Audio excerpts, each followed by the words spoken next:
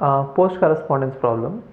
Given two sequences of n strings on some alpha. See, okay, this is a problem which is very popular. See, using that halting problem of Turing machines, we can prove that many of the problems which are related to recursively enumerable languages are undecidable, and some of the problems which are related to recursive languages are undecidable. Which I'll show you what those problems are later in a table.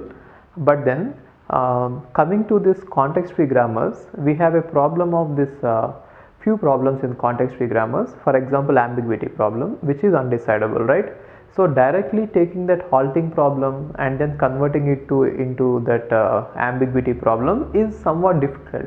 Therefore, what people did is they have taken this halting problem and then they converted that halting problem into post correspondence problem. Now they have taken the post correspondence problem and then converted into ambiguity problem. Using that, they have shown that even the ambiguity problem of context free languages or context free grammars is undecidable. Got it? So it is a kind of intermediate step. So anyway, if we have an undecidable problem and we keep on converting that problem to some other, that problem to some other, that problem to some other, the entire chain, whatever we get, completely everything will be undecidable. But then in order to reach a problem, sometimes it will be better if you have to go through some other problems, and post correspondence problem is invented for that reason. The reason is halting problem will be converted to post correspondence problem, and then post correspondence problem will be converted to that ambiguity problem. So finally we can say that in context free languages, ambiguity problem is undecidable.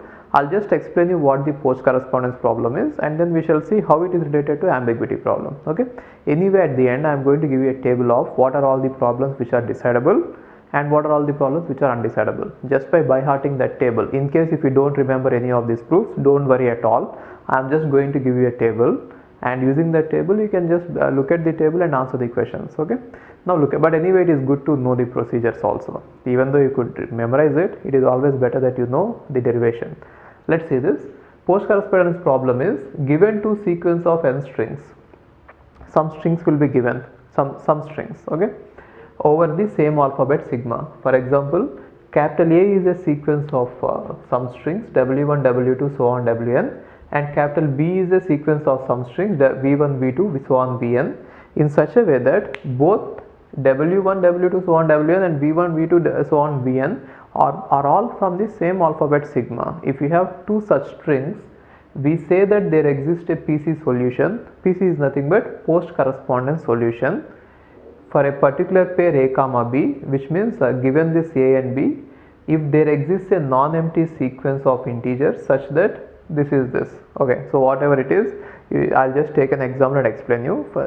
Let's go to the example first, and then we shall come back and read it. See, example is, now they are saying that there is a sequence of strings capital A, W1, W2, W3, which means A consists of these three strings where sigma equal to small a comma small b, and B consists of these three strings and where sigma equal to small a and small b.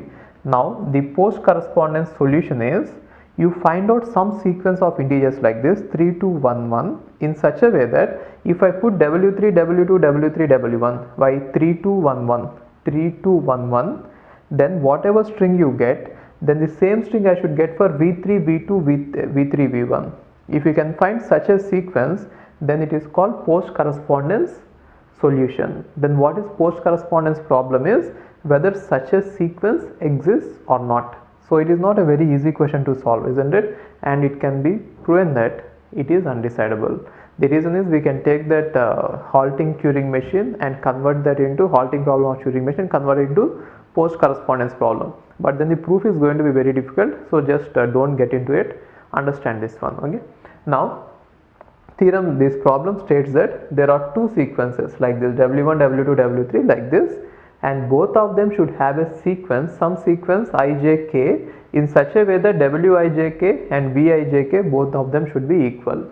So example is this. So if this is given and if this is given, find out some sequence of numbers like this in such a way that if I put all the W's in that sequence and if I put all the V's in that sequence, whatever strings you get, both of them should be same, right? If you get such a solution, that is called PC solution, and such a solution if that exists, then that is called that is yes to the problem of PC problem. PC problems ask whether such a thing exists, and PC solution means what is that if it exists, right? So how is this related to that ambiguity problem is, we can think of it as a string from a grammar, and now this string from a grammar can be derived using two ways. One way is using this and other way is using this, where you can think of all these as some variables, which means if a string can be derived in two ways from the start symbol in such a way that the final string is same but the intermediate derivation is different, then that is nothing but ambiguity, right? Therefore this problem can be converted to ambiguity problem, and so ambiguity problem is also undecidable. Already we know that terminating problem, that halting problem of Turing machine is undecidable, and therefore PC problem is undecidable. Now from PC, ambiguity problem is undecidable. Got it? That is how we could prove it. Now let's look at the Turing thesis. Turing thesis says that Turing is a scientist. In 1930s, he has proposed a thesis. I mean, it is not a thesis, it is a hypothesis or conjecture, which means he made a statement, and till today, I mean from 1930 till today, there have been various arguments whether he is right or wrong, but then no one is able to prove that he is wrong.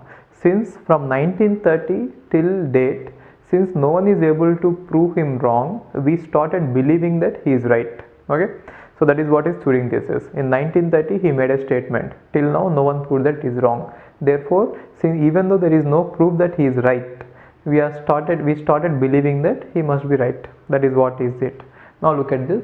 The thesis actually, okay, one more thing, it is not important for GATE. I just want you to know the concept. I mean, I am just explaining with theory so that you will understand everything better, but they are not going to ask this in GATE because there is no way, there is no direct way they could ask this as a question.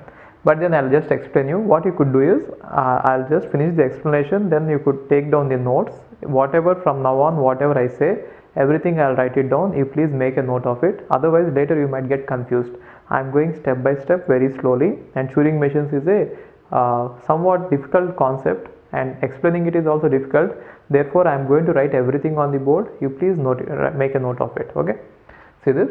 Any computation that can be carried out by mechanical means can be performed by some Turing machine. What it is trying to do is, anything that can be done by a mechanical means, which means like a computer, can be done by a Turing machine. Alternatively, it can be stated as Turing machine is as powerful as a computer. That is what the meaning of it. And now, if you have to say that Turing machine is as powerful as a computer, then Turing machine should solve every problem that is being solved by a computer, which means every program that is written on the computer should be implementable on a Turing machine. But then if you have to prove that way, there are infinite programs which are written on computers today. If I had to take every program and then write it on a Turing machine and implement it, you know that, right? Turing machine, even to do a small work like addition, it has to write a very big Turing machine. We have to design a very big Turing machine. Now if I have to take a big program and then implement it as a Turing machine, it is going to be very hectic, and you will run out of your patience, isn't it? So it is not going to be a good method to take every problem and convert it to Turing machine and then say that Turing machine is as good as this computer. Turing machine is as powerful as computer. It doesn't work that way. Therefore, what is the other way is, maybe you come up with a problem for which there is a program in computers, but then for which a Turing machine doesn't exist. If we can do that, we can say that Turing thesis is wrong. But till now, no one is able to come up with such a problem. Okay, so we started believing that Turing is right, which means he said that anything that can be done by a computer can be done by a Turing machine. Now we are believing it so much that sometimes even Turing machine is used as the definition for computer. So sometimes in place of computer, we are calling it as Turing machine. Or in order to define the capabilities of a computer itself, we are trying to say that anything that can be done by Turing machine can be done by computer now. See, are you understanding it? It is bit difficult to understand. Just try to understand it. He made a point saying that a Turing machine can do anything that can be done by a computer, and no one is able to disprove it till now. Therefore, we started believing it so much that slowly we are calling a computer as a Turing machine. And it is a basic law, like this Newton's laws, right? Three laws of motion. There is no method, or there is no proof proving that these three laws of motion are right. Newton's laws of motion are right. No one has proved it, but then we started accepting it and we believe that they are right. The reason is because every experimental result is actually agreeing according to these laws. If you could come up with a experiment in which the result does not agree with the Newton's laws, then you could say that he is wrong. But then as of now, no one did it. That is why that has become the basic law in physics. Similarly, this Turing thesis has become the basic law of computer science, and moreover, Turing has become so popular that the highest award in computer science, we don't have Nobel Prize in computer science. If you do anything great in computer science, you are not going to get a Nobel Prize. But then the scientists who did a lot of work in computer science are going to get the highest award as Turing award is the highest award. So Turing has become so popular with that statement and with his work that no one is able to disprove it. It has become the basic law of computer science. Okay, and now what are the various arguments which are supporting his law is like this. Some arguments why Turing thesis is accepted as a definition of mechanical computation or computer. So now, after saying this statement, we don't know how to define the mechanical means itself. A Turing machine is a well defined, which means we have defined a Turing machine with Q, sigma, delta, everything. Turing machine has a good definition, but then we don't have a definition for computer as of now. So it is now becoming difficult to define a computer. So we have to define the computer first. And people, what they started doing is they started using the definition of Turing machine in order to define the computer. What are arguments which are favoring this kind of support is, first thing is, anything that can be done by existing digital computer can also be done by Turing machine. So you give any particular problem P, definitely it can be broken down into small operations, and each of these operations can be performed by the Turing machine. Therefore, any problem that is currently done by the computer can be done by Turing machine. So this is one of the argument which is supporting that Turing machine is as powerful as computer. And the next argument is, no one has yet been able to suggest a problem solvable by algorithm, but which is not solvable by Turing machine, which means no one has come up with one problem which can be solved by a computer, by an algorithm, but not by a Turing machine. So till now no one has been able to do that. Therefore, from now on, whatever definitions we are going to use or say about the Turing machine, they all are depending on the basic assumption that Turing machine is very powerful or as powerful as a computer. In future, if someone comes up with a problem which proves that problem can be solved by computer but it cannot be solved by Turing machine, then from now on, whatever definitions I am going to say, all these definitions have to be changed. So for using this point, the entire foundation for Turing machines is going to be laid. So whatever definition I am going to say from now on is based on the assumption that no one is ever able to come up with a problem which can be solved by a computer but not by a Turing machine. In future, if someone comes up with a problem, we have to change all the definitions which I am going to teach from now on. Okay, but the chances that someone will come up with such a problem are very less. We are safe that I don't know, maybe someone might come up, but the chances are very less. See, from 1930 till date, no one is able to come up with such a problem. So the chances are becoming lesser and lesser as the years are passing by. So till now we didn't find it, so maybe we might not find it. Who knows? We don't know. Okay. And next one is, alternative models have been proposed for mechanical computation, which means there are various kinds of computers now available and various types of models available, and even various modifications of Turing machines are available, but none of them is able to do much powerful work than the standard Turing machine. So whatever you do to a computer or anything, any mechanical means, none of them is as more powerful than the Turing machine. So as of now, Turing machine, this Turing thesis is valid, which is nothing but anything that can be done by a mechanical means can also be done by a Turing machine, which means anything that can be done by a computer can also be done by a Turing machine. Okay, so better you take down all these points and just keep them in mind. They are not going to ask you in GATE. It might be useful to know about them. Okay, fine. We have already seen a standard Turing machine. A standard Turing machine will look at an input and it will either go to the right or to the left, and if it needs, it might change the symbol and change the state from one state to the other state. That is what we have already seen about the standard Turing machine. Now, apart from this standard Turing machine, we could add we could modify it, and then we could see whether the power means, by talking about the power of a Turing machine, I mean to say the languages accepted by the Turing machine. So whenever I am talking about the power of a Turing machine, please keep in mind that what I mean to say is the number of languages accepted by the Turing machine. That is what is the power. So power of any machine is given by the number of languages that the machine could accept. For example, PDA powerful is, the power of PDA is it could accept many of the languages, but then it cannot accept A power n, B power n, C power n. But Turing machine, on the other hand, we have seen that it could accept A power n, B power n, C power n, and it could even accept A power n, B power n, C power n, D power n. You could extend it to any long, isn't it? We have already seen it. And now, by talking about the power of the Turing machine, what I really mean is not the time complexity or space complexity. What I mean is the number of languages that it could accept. Now, already standard Turing machine, which we defined earlier, is already able to accept some of the languages. Some languages it is already accepting. Now, by giving this Turing machine some extra facilities or some more modifications, let's see the resulting Turing machines, will they be able to accept more languages compared to the standard one.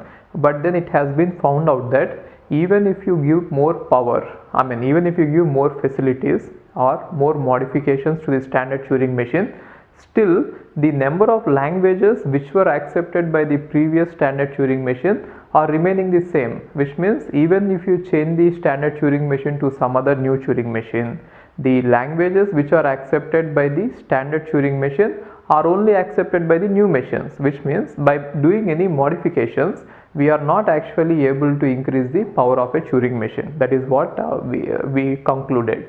So by the theoretical proofs, what people have found out is by increasing the by doing some modification to the standard Turing machine, we are not able to accept any new languages which are not accepted previously by the standard Turing machine. Whatever were accepted by the previous machine are now accepted by the new modifications. In fact, some of the modifications are actually reducing the power, not increasing the power. But for now, we shall discuss what are the Turing machine modifications, after which the power remains same. Okay, so let's see some of the modifications for the Turing machines here. First one is, see this, Turing machine with stay option. So generally we know that the standard Turing machine will either move to the right or it will move to the left, and then it will change the symbol. But then if you give the power to a Turing machine that it need not move to the right or left, it can even stay, which means along with that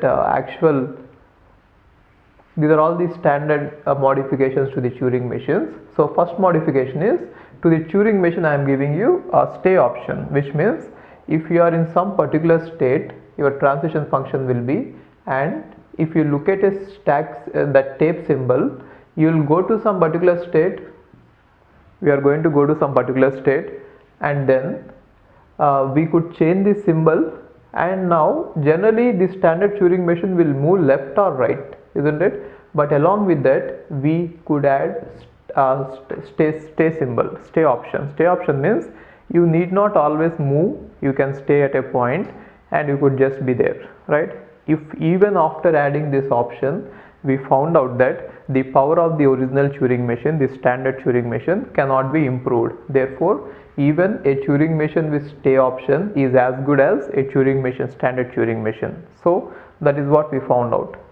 And now next, look at the next one, Turing machine with semi-infinite tape. Semi-infinite tape means I told you that standard Turing machine has both sides infinite tape, which means if you are having A, B, C as the input, the standard Turing machine has both sides infinity. That is what we already know, right? Now, a Turing machine with semi-infinite tape means it is not infinite both the sides, it will be infinite only one side, which means you cannot move to the left beyond some point. That is not possible, you will fall off the tape.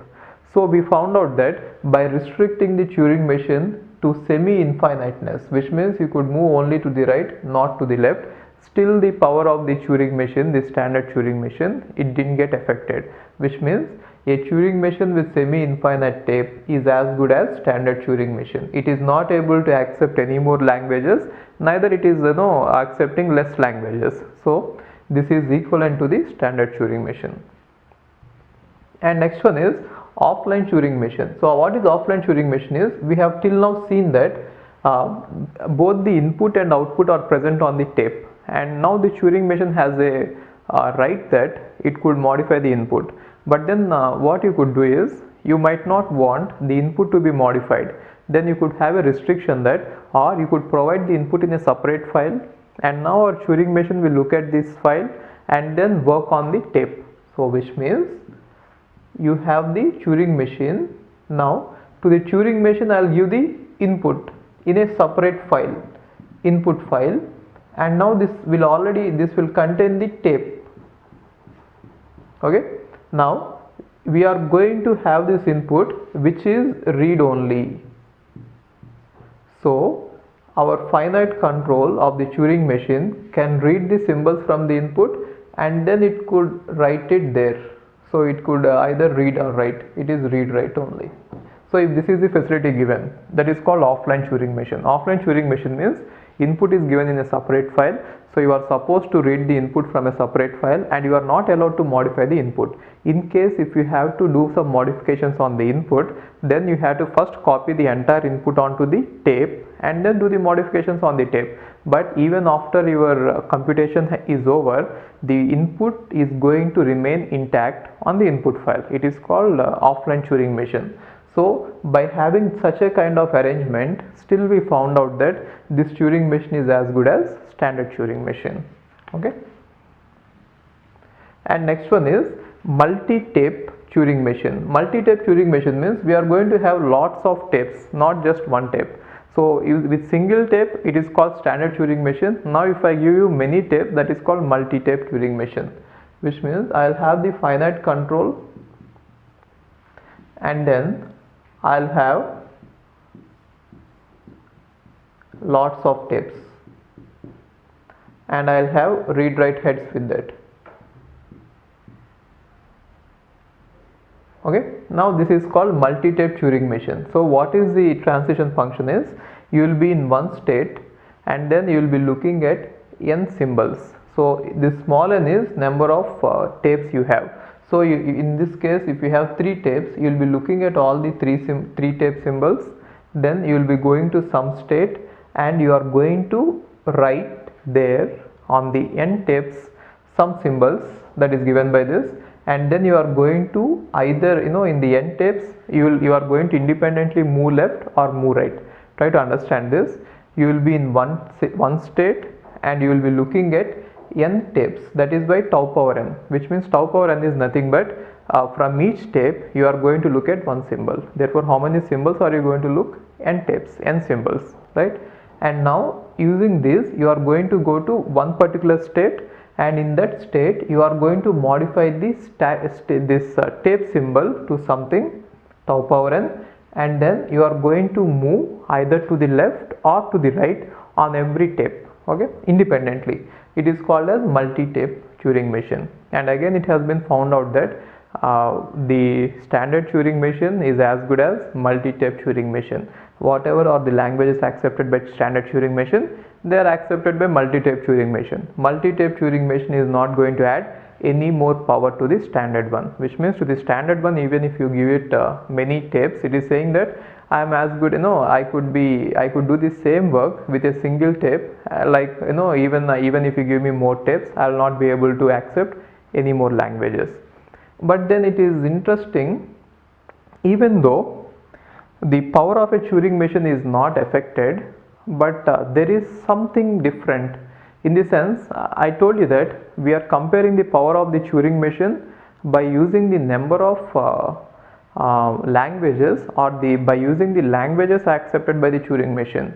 But then by using these modifications, sometimes the time taken to accept any string may be different. I'll just give you an example. Even though both are having the same power, remember that multi-tape Turing machine and the standard Turing machine are having the same power, no doubt in that. But then it could do something better for some languages. In the sense, the number of steps required to accept a particular string of some languages might improve using the multi-tape.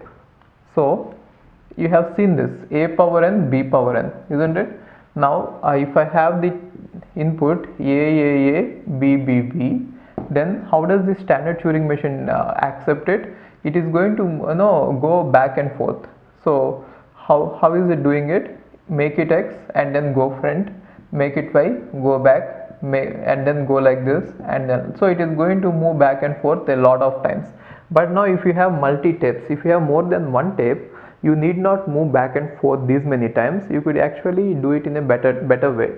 So in this one, if you just think about the time taken, so in order to accept a power n, b power n, if I have a so on, and then b so on, a power n, b power n, then the number of steps required in order to accept is, in order to just match 1x, 1a with 1b, we have to move actually n times, I mean n cells, isn't it?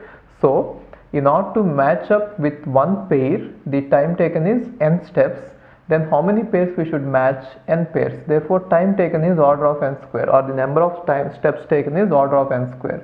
But if we have a multi-tape Turing machine, what we could do is, let us say I have two tapes.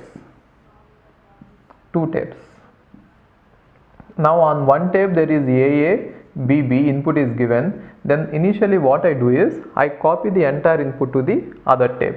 So I'll just copy I'll just copy input to the other tape, which means I'll just copy a, b onto the other tape. Then what I will do is, in just one row, I mean in just see, for copying it is going to be order of n time.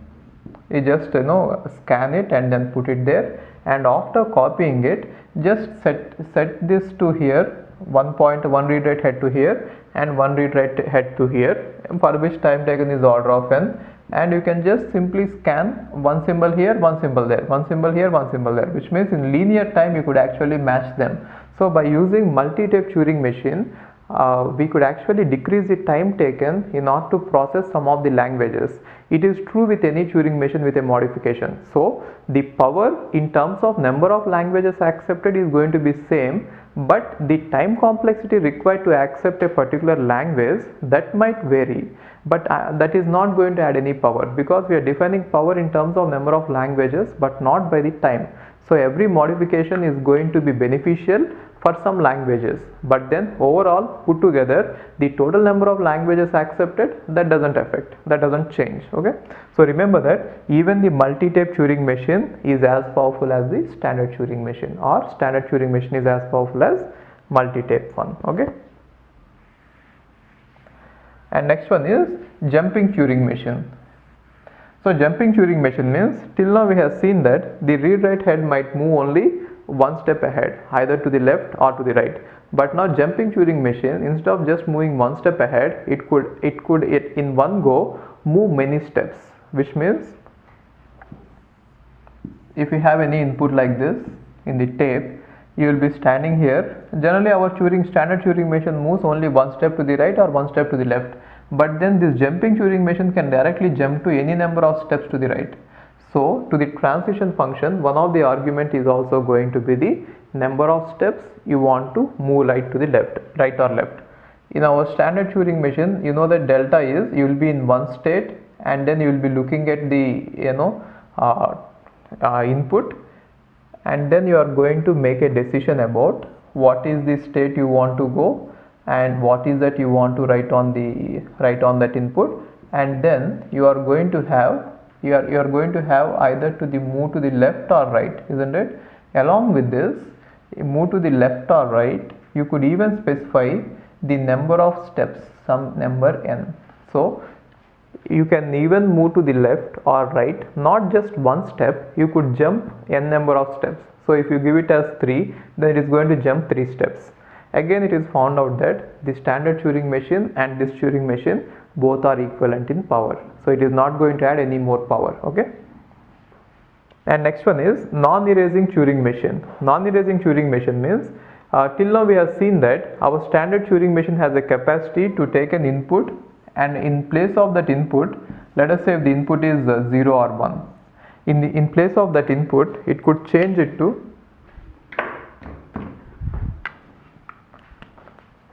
in place of that input it could change it to a blank, our standard Turing machine, isn't it? But then if you remove that option, which means you are not supposed to change the input to a blank. If you remove that option, then it is called non-erasing Turing machine. The input, whatever is there, you are not supposed to write a blank on that. You could write actually any other symbol. So if you use that, that is called non-erasing Turing machine. Again, it is also equivalent to the standard Turing machine.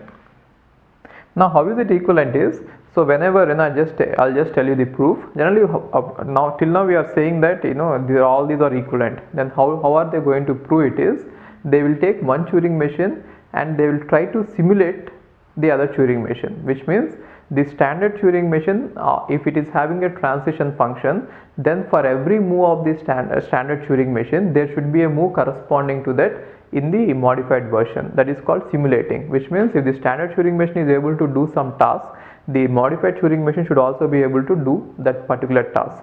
Now in our standard Turing machine we have the notion of erasing. It can replace any symbol with a blank. But then non-erasing Turing machine is saying that we are not going to erase anything. Then how is it equivalent to the standard Turing machine is, we are going to use, instead of blank we can use a different symbol, some other symbol. So instead of capital B, you can mark it as X. So that is not, according to the Turing machine definition, it is not a blank, but according to you it is a blank. So if you use that, then it is nothing but we are not erasing it, but our task is done. So you know that X is a blank, but Turing machine thinks that it is not erased. Okay. And next one is always writing Turing machine. So our standard Turing machine, we have a restriction that, we have a liberty that if you are seeing a symbol, you can leave the symbol as it is. But always writing Turing machine means if you are looking at a symbol A, then you are supposed to definitely change that symbol to some other symbol B. That is what the standard Turing, this always writing Turing machine does. Now it can be proved that it can be this is not going to add any power to the standard Turing machine. How can we prove it is, I am just telling you the proof, it is not required. How can we prove it is, they are saying that every symbol whenever you visit it, it should definitely be changed. Then what you could do is, if it is small a, just change it to a capital A. But according to you, you know that capital A and small a both are same. But then the Turing machine thinks that, oh okay, it is changed, isn't it? You can cheat it. And later what you could do is, after entire your computation is done, again change it back to small a, isn't it? Therefore whatever result you wanted, you could achieve it, but then giving an illusion to the Turing machine that you are always changing the symbols. It is actually proven that it is not going to add any power to the standard Turing machine, which means standard Turing machine is as powerful as this always writing Turing machine. Now look at this one, multi-dimensional Turing machine. So multi-dimensional Turing machine means in our tape, instead of having 2 dimensions, which means left or right, we can even have we can even go up as well as down. So multi-dimensional Turing machine looks like this. It is not just having left and right, it could even move up and down. So let us say your finite control is pointing to a cell like this. Now from this cell it can move left, it can move right, it can move up, it can move down, isn't it? So multi-dimensional Turing machine, you will be in one state, and upon looking at the input symbol, you can go to some other state and change that symbol if you want, and you could move left or you could move right, or you could move up, or you could move down. So that is why it is called multi-dimensional Turing machine. And again, it has been proven that it is not going to add any power to the standard Turing machine. Both are equivalent. And next one is multi-head Turing machine. Multi-head Turing machine means it is having only single tape, but it can read from different places at the same time, which means our finite control, it can look at various places simultaneously, and then it can take the decision. Again, it is proven that it is not of much help, so it is as powerful as standard Turing machine. And next one is automata with a queue. So automata with a queue means if there is a finite automata to which we are adding a queue, then that is nothing but that will be equivalent to the Turing machine. It can be proven that if the finite automata is given a queue is okay. Remember that queue is a much powerful data structure compared to the stack. If you have a queue, you could do more compared to what you could do on a stack. Okay, and it can be seen in data structures again. But anyway, you can remember that automata, when it is given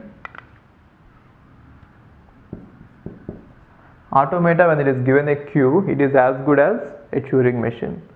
And next one is Turing machine with only 3 states. It is very difficult to prove it. I mean, don't look at the proof. It is going to take a lot of effort to understand it. But then, if you could remember it, by heart it. So Turing machine with just 3 states is going to be as good as any Turing machine. How is it possible? We could design a universal Turing machine. I'll tell you that later. But anyway, I'm not going to prove it. So it can be proved that when people have already given the proof that a Turing machine, any Turing machine can be minimized. There is no algorithm, but then we can prove it. Any Turing machine can be minimized to a Turing machine which has only 3 states. Okay. So keep that in mind, and if you want to look at the proof, you might have to refer to some research papers. It is going to be very difficult. Forget, don't dig into it. Okay. Next one is multi-tape Turing machine with stay option and at most 2 tapes. So if you have a Turing machine which is having multi-tape means you already know. Along with that, if it is having stay option also, then only 2 states are enough. Remember this also. Don't dig into the proof. And now this is as good as standard Turing machine. So any standard Turing machine can be converted to a Turing machine with 3 states. First point. And second one is any Turing machine can be converted to a multi-tape Turing machine with stay option, which will have only 2 states, at most 2 states. So it is very important. Remember these 2 points. And proofs are going to be very difficult. Don't dig into it. Next one is non-deterministic Turing machine. You already know that non-determinism means upon looking at one symbol and upon looking at if you are in one state and one symbol, which means you are in one configuration, you can make multiple copies of yourself, which means you can simultaneously go to many states, and you could change you could get many tapes and change the tape configuration, and also you can move to the left or right as you wish. So non-determinism is same as non-determinism in the finite automata.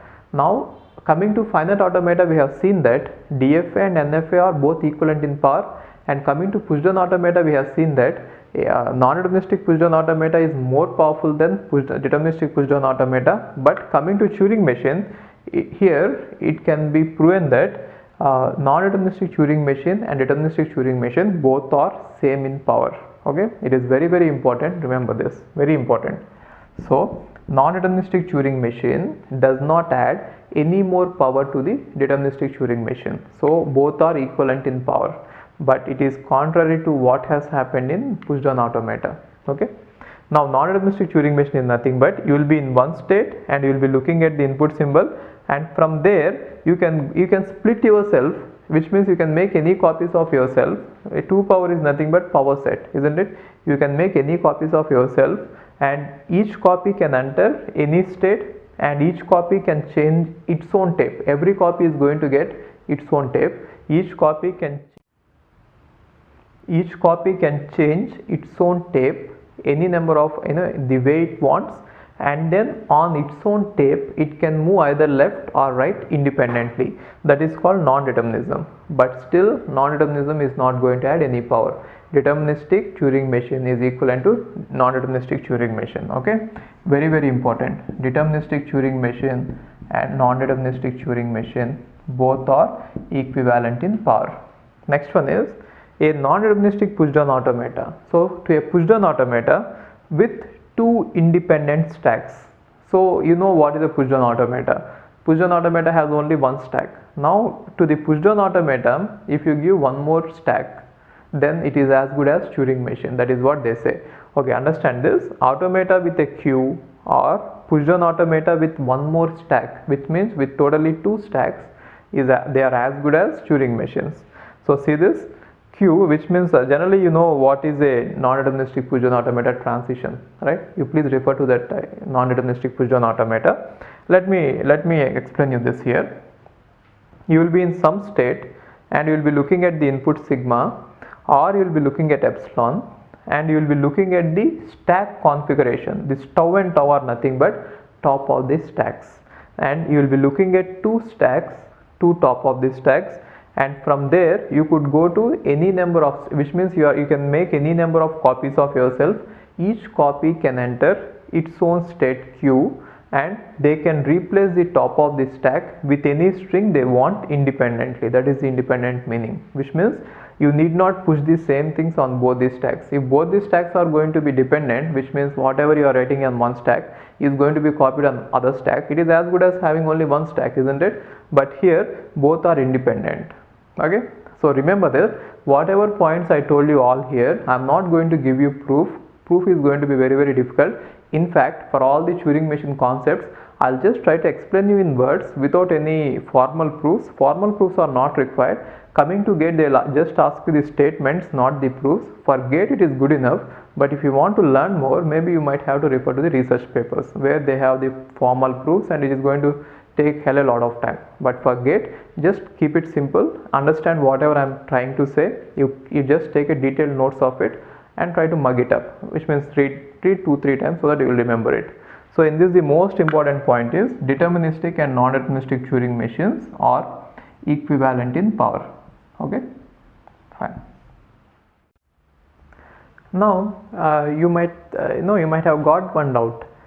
The Turing thesis says that every Turing machine is as powerful as a computer, isn't it?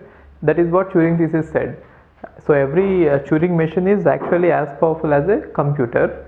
But then what is a computer? It has a power to run any program. But then when I was designing these Turing machines, I was designing the Turing machines for a specific problem, which means a Turing machine which is designed to accept a power n, b power n cannot add two numbers a plus b. But our computer, of our digital computer, it will be able to add two numbers, as well as it will be able to do this, isn't it? So there is a basic difference. Our computer acts in a different way and our Turing machine is acting in a different way. You might have got that doubt. When I am saying that Turing machine is as powerful as a digital computer, our digital computer can do many things. So depending on the input program, the program which you give, depending on that, our computer will change its behavior. But then a Turing machine, once it is programmed, which means once I design the Turing machine, it is able to solve only one particular problem and it is not able to solve other problems. A Turing machine which is designed to solve a power n, b power n will not be able to solve a plus b, but our real computer does. Then how can I say that a Turing machine is as powerful as a computer, right? So in order to answer your doubt, in order to clarify why Turing thesis is right, we could do some other thing. So we are going to design a new Turing machine which will act as a computer. In the sense, I am going to design a new Turing machine which will take as input one Turing machine and then run that Turing machine inside this big Turing machine. Okay, it is going to be somewhat confusing. You have to really pay attention here. So what I mean to say is, I am going to design a new Turing machine which will act as a computer and which will answer your doubt and which will prove that Turing thesis is right. What is Turing thesis? Every Turing machine is as powerful as a computer. Therefore, I am going to really design a Turing machine which is as powerful as a computer. So that Turing machine is called universal Turing machine. Universal Turing machine means it is the biggest Turing machine. Okay. Now let's see how does this universal Turing machine works. A universal Turing machine is going to have a finite control, but then it is a multi-tape Turing machine. It is going to have 3 tapes. It is going to have 3 tapes. Let me call one tape as tape 1, tape 1, and other tape as tape 2, and the other tape as tape 3. So it is a multi tape Turing machine, and you already know that multi-tape Turing machine is as good as a standard Turing machine. Then why am I taking multi-tape Turing machine? Is it is, you know, it actually simplifies many things. That is the reason. So in order to implement a multi-tape Turing machine using a single tape Turing machine, it is going to be difficult or complex to explain you how it works. But if I take a multi-tape Turing machine, the explanation will be very straightforward. Now this is entirely a one Turing machine. I want to use this as a computer. Then if it has to be a computer, then it should be able to do any generic work. So what I do is, for example, if I want to add two numbers a plus b, then what I do is I design a Turing machine separately. I'll have a Turing machine separately, and which is written actually to add two numbers. So what will that Turing machine will have? That Turing machine will have a finite control, and along with that it will have a input tape, and on this input tape you are going to put what are the two numbers you are going to add, right? So the two numbers are, let us say, 2 plus 3. Then I am going to represent 2 and I am going to represent 3, and now I want to add it. And now this this Turing machine is going to be designed the way we have already seen it. So this is some other Turing machine, the normal Turing machine, and that is universal Turing machine. Now what will this universal Turing machine do is, it will take this Turing machine and it will store the Turing machine in its one tape. Therefore this tape T1 contains representation of some other Turing machine. Okay, and now what about the input? The numbers, whatever is the input given to the original Turing machine, that input can be saved in the second tape of the universal Turing machine, which means here I am going to put the input, actual input, right? And this tape 3 is used for the rough work. Rough work means, now what we do is, this universal Turing machine will trace out this small Turing machine on this input. While tracing out the Turing machine on some input, what is that we are supposed to remember is what is the present state we are in. So here it is going to save the internal state, which means initially internal state will be Q0. You know, if you assume that let us say initially the internal state is Q1, if you assume that this Turing machine is going to start with internal, initial state as Q1, then Q1 will be in this tape, then input will be here. Now you will see Q1 and you will see the first symbol of the input. Then you will go to the representation of this Turing machine and you will see for this configuration, which means what is the configuration?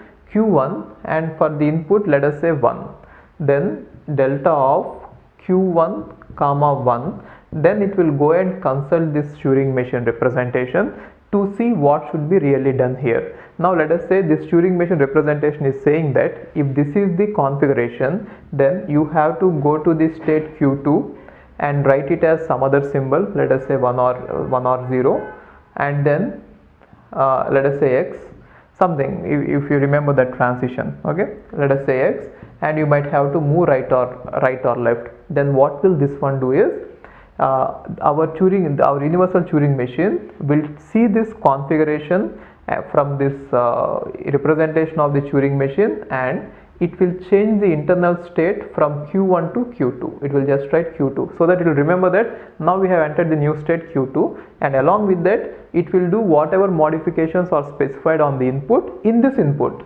which means it will make that 1 as X and it is asking you to move right. Therefore, you will move right and you will see the next symbol.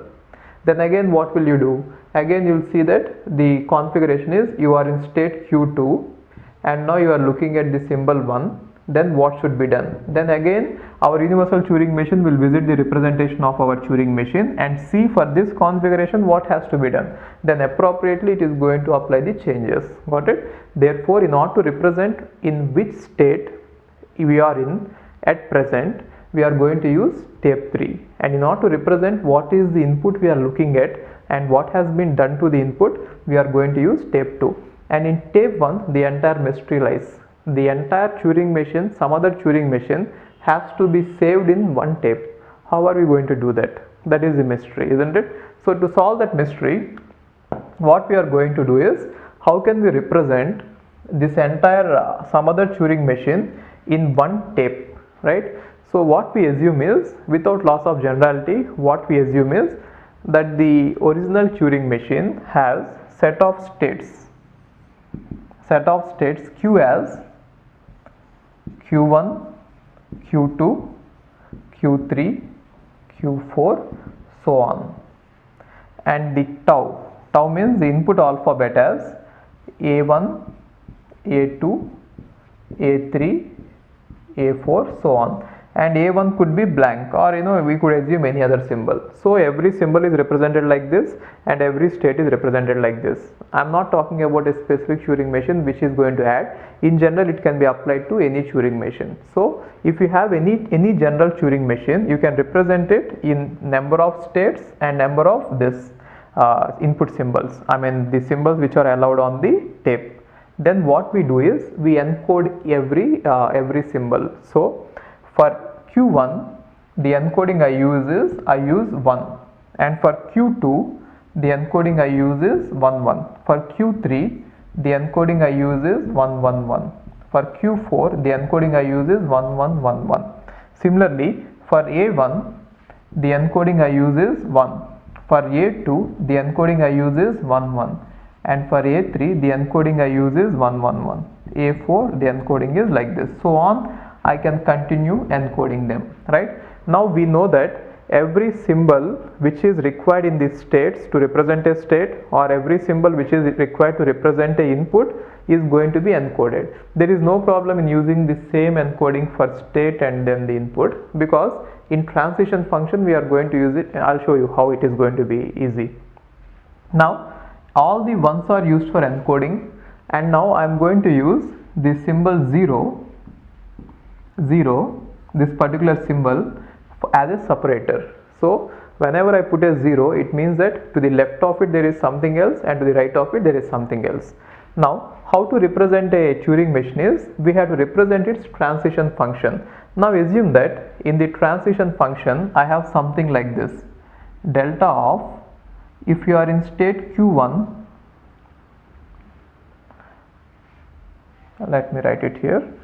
In this transition function, let us say I have something like this, delta of, if you are in state Q1 and if you are looking at symbol A1, let us say you want to go to, the transition is defined as you have to go to state Q2 and make it to A2 and move right if this is the symbol there.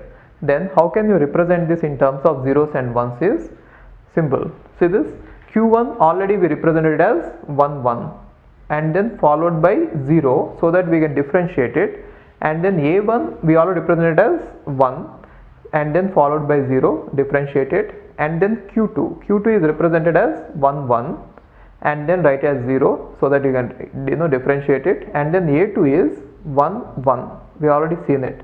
And now for right and left also we could use some encoding. Let us say for left it is 1 and for right it is 2 ones.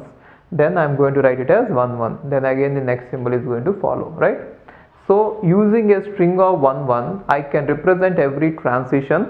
So the entire transition function for a Turing machine can be represented as a string of zeros and ones. It has a very important implication which we are going to see later. But for now, understand that every Turing machine can be encoded as a string of zeros and ones. Now these strings of zeros and ones will be kept in this T1. Okay. Then how does this universal Turing machine work? If you want to use a Turing machine as a adder, you design the entire Turing machine. And now we have seen that every Turing machine can be represented as a string of zeros and ones, and now that representation is going to be stored in the tape T1.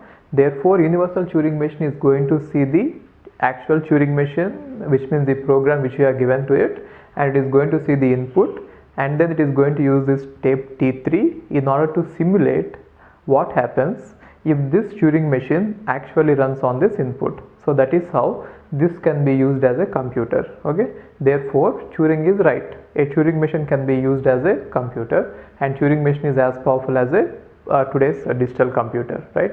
And one important point here you should remember is, from all this discussion you had to remember one important point. Every Turing machine can be represented as a string of zeros and ones, which means you can take any Turing machine and encode all its states and the input symbol into ones and use 0 as a delimiter, and then you could encode the delta. See that transition function is nothing but a Turing machine, isn't it? So if you could represent the transition function in terms of zeros and ones, it is nothing but we are representing any Turing machine in terms of zeros and ones. Therefore, one important point you should remember here, and again we are going to revisit this point, every Turing machine can be represented as a sequence of zeros or ones. Therefore, a Turing machine is nothing but a string of zeros or ones. So how can you represent a Turing machine is, if I have sigma equal to 0 comma 1, and if I construct the language sigma star, then Turing machine is nothing but one of the string of this language.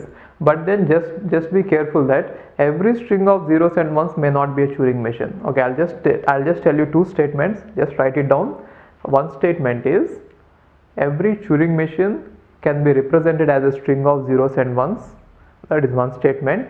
And the second statement is, not every string of zeros and ones might be a Turing machine. The reason is, if you take a random string, it may not get converted to a Turing machine. But then if you take a Turing machine, we can convert it. Keep that in mind. Okay. Therefore, the Turing machine is nothing but a string of zeros and ones, right? So that is how we have proven that Turing is actually right, that a Turing machine can be used as a computer.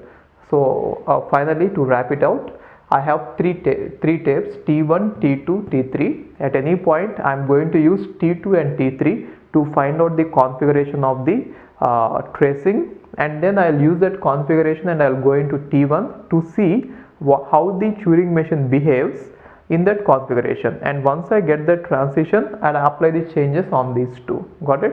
That is how our universal Turing machine can simulate any Turing machine on the given input. Therefore, Turing is right. Turing is right? We have seen that by giving a Turing machine more facilities like more tapes, or by giving it more options like stay option, or by giving it determinism or non-determinism, we have seen that we are not able to extend the power of a Turing machine. Therefore, whatever are the languages accepted by Turing machine, the languages are going to be same. We are not able to extend it by doing any more modifications. But an interesting question is, we are not able to extend the power of a Turing machine. Can we limit the power of a Turing machine by restricting the way in which we are going to use the tape? So the interesting question is, what I want to ask is, by limiting the tape, usage of the tape, can we restrict the power of a Turing machine? That is what I wanted to know. By giving it more tapes and by increasing it, giving it more facilities, we are definitely not able to increase the power of a Turing machine. But then my question is, by restricting the way the tape is used, can we decrease the power of the Turing machine? And the answer is, it turns out to be yes. For example, if I have a Turing machine, and now if I have a tape, and on the tape, if I limit the Turing machine, let us say this is a non-deterministic Turing machine. If I limit the Turing machine to use the tape like a stack, which means it can only push it, using a tape as a stack is simple. So you can say that it is the bottom of the stack, the tape itself. And now once you move here, you should always read the top of the stack only, and then you should write something there. So that is how. So if you limit the non-deterministic Turing machine in such a way that it can use the tape like a stack, then it converts to a PDA, isn't it? If I limit the tape to be used as the stack and given non-determinism, then it will act as a push-down automata. And what if I limit the tape not like a stack, but then if I give a Turing machine a tape, and then now I ask it not to use the entire tape, it has to use only a finite amount of tape, which means only this part. It should not use beyond that. Then it is nothing but it is a finite automata with a finite amount of memory. Therefore, it will boil down to finite automata. Okay. So things you should remember is here, if I have a Turing machine which is non-deterministic Turing machine, the reason is push-down automata can be non-deterministic as well, and we know that non-deterministic push-down automata is more powerful. So if a Turing machine has to act as a non-deterministic push-down automata, at least the finite control should be non-deterministic. Therefore, if a non-deterministic Turing machine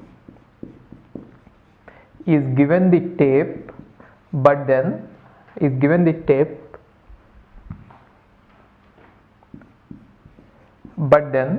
is restricted to use the tape as a stack, then it is just as good as push-down automata, PD, which is nothing but it is as good as push-down automata, which is nothing but non-deterministic push-down automata. Okay. And now if we restrict a Turing machine, tape of the Turing machine to a finite size, which means we are not going to let it use let us say the finite is fixed. Whatever is the size of the input given, we are always supposed to use that finite amount of cells. Let us say 10 cells. It is not supposed to use beyond that 10 cells or 20 cells. I'll fix it in the beginning, and the Turing machine should use only those fixed amount of memory. Then it is nothing but a kind of finite automata. You remember, finite automata has a capacity to remember only finite memory, which means inside its transitions, whatever is present, that is the memory of the finite automata. Therefore, if I have the Turing machine with the tape as at the restriction that the tape is finite, it is not infinite on both the sides. Therefore, Turing machine is not supposed to use infinite length tape. If I have that restriction, then the Turing machine will just become a automata, finite automata, right? So these are interesting, isn't it? So we are able to restrict the power of a Turing machine by restricting the way it is going to use a tape. And one interesting modification is, what if I say to a Turing machine that it can use the tape, but then it can use the tape only in the part on which the input is present. Understand this? So now I am going to restrict a Turing machine in such a way that it can use the tape, but then on the tape it can use only the part in which the input is present.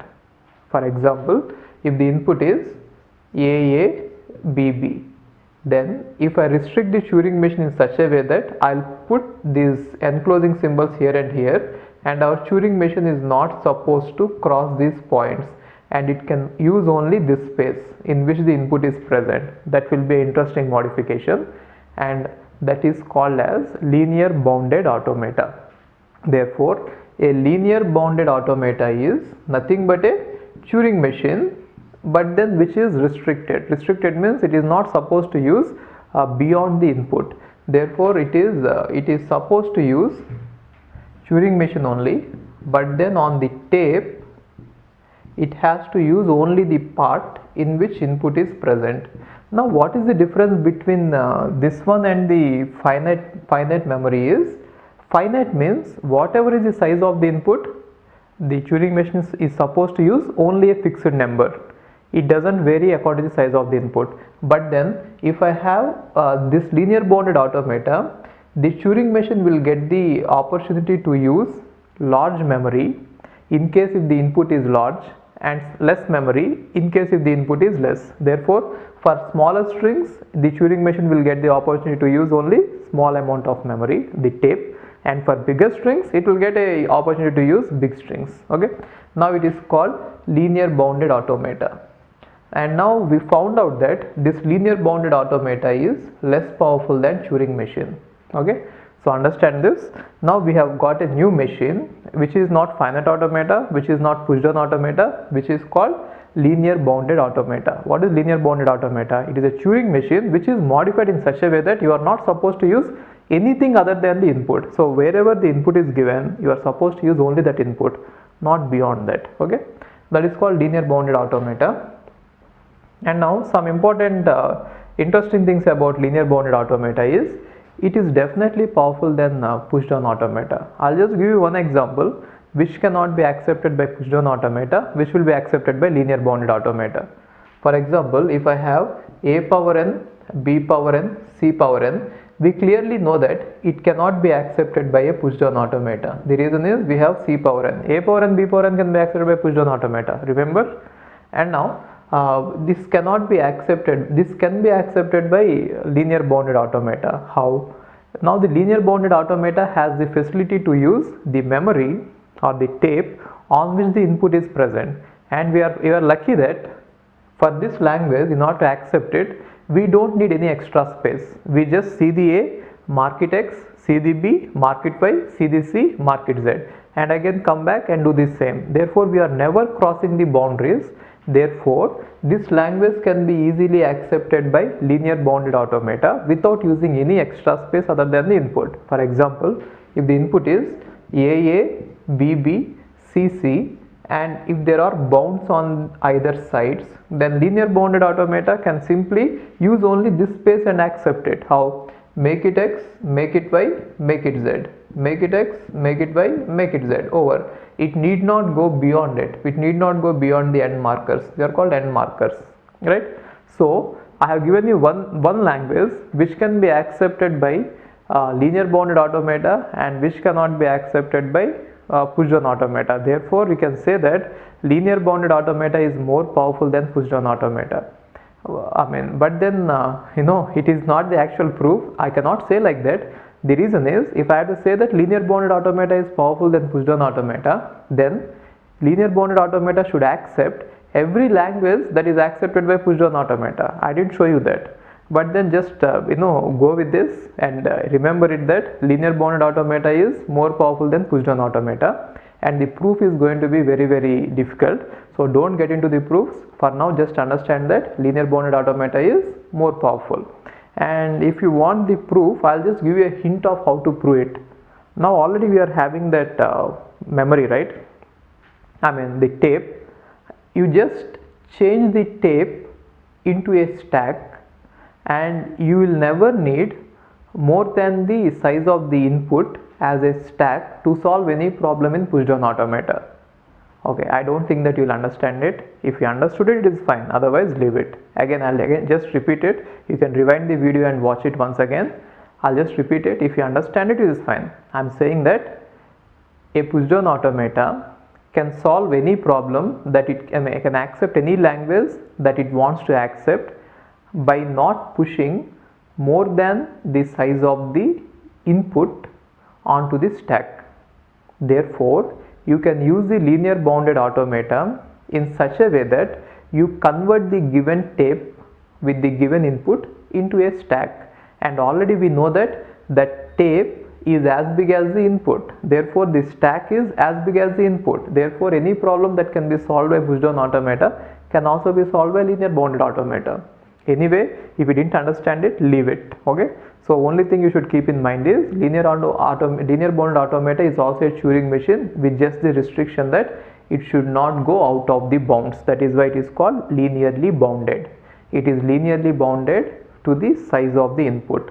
Whatever is the size of the input, you just use that space. Don't go beyond it. Okay. And now it is powerful than push down automata, but powerless compared to Turing machine.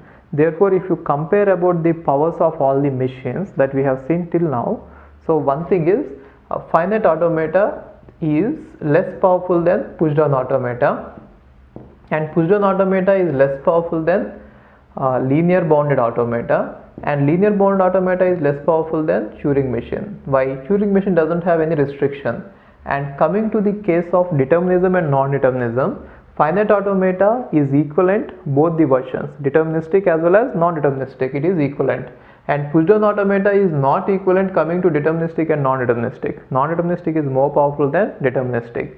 And coming to Turing machines, both deterministic and non-deterministic Turing machines are equivalent in power. You please keep noting it down.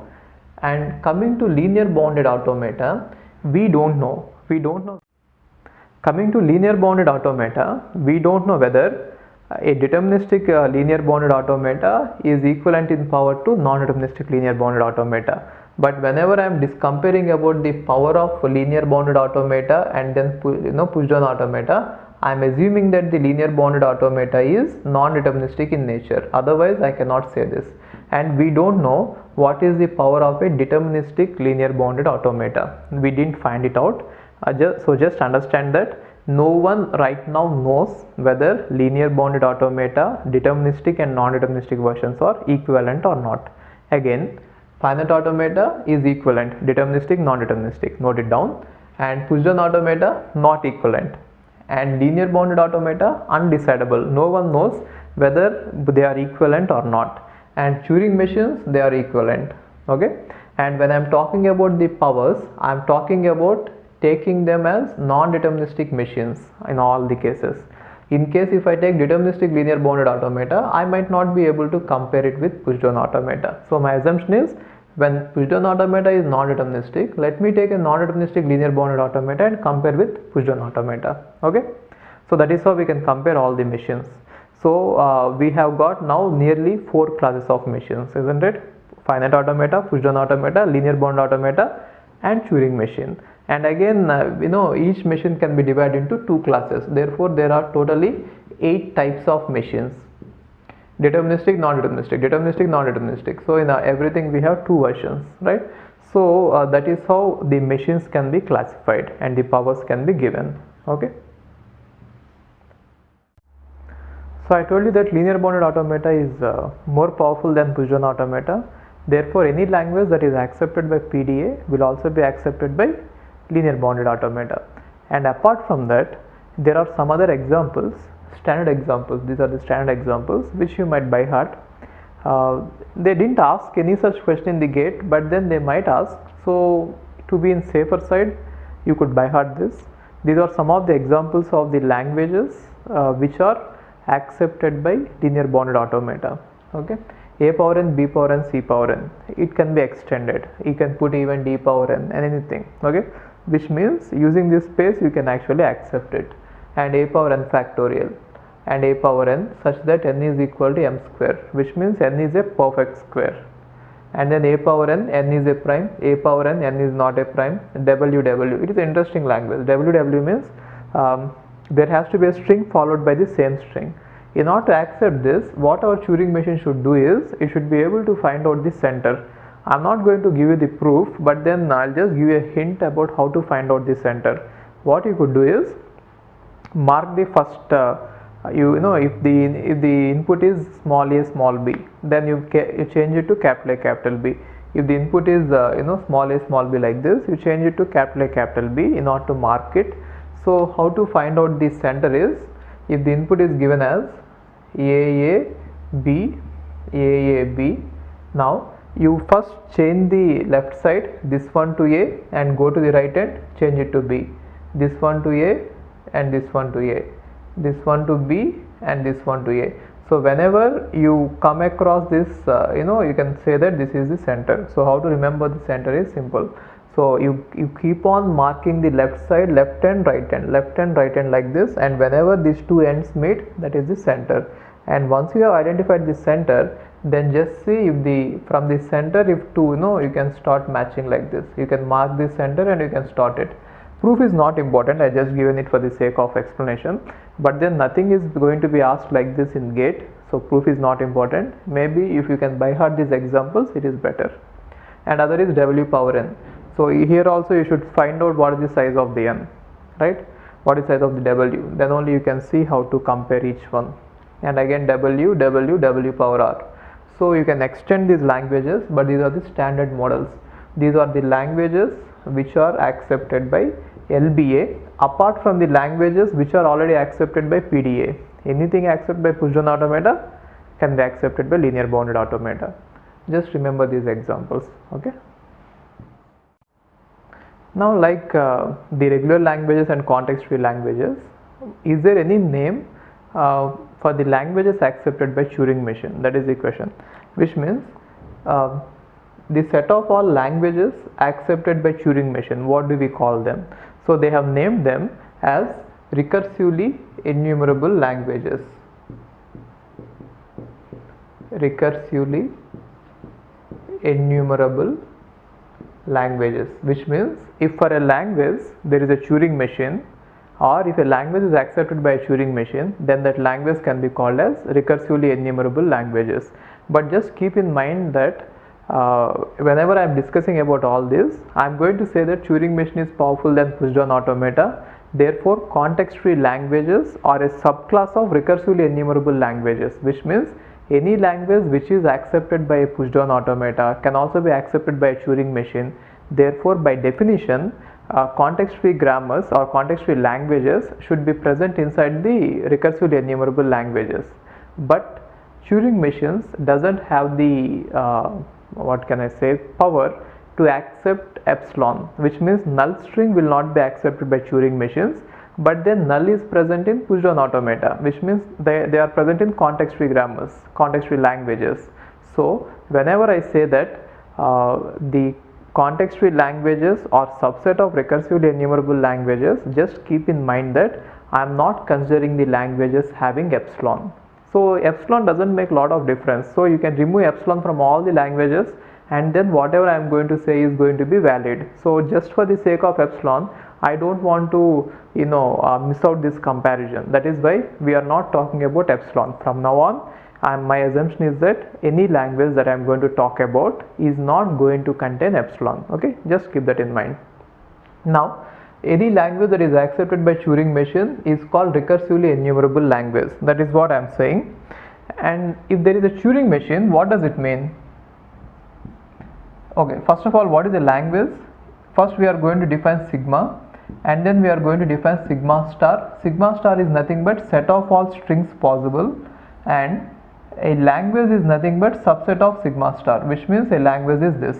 Now whenever I say that there is a Turing machine for a language, it means that to a Turing machine, if I give any string from this language, it is going to say yes,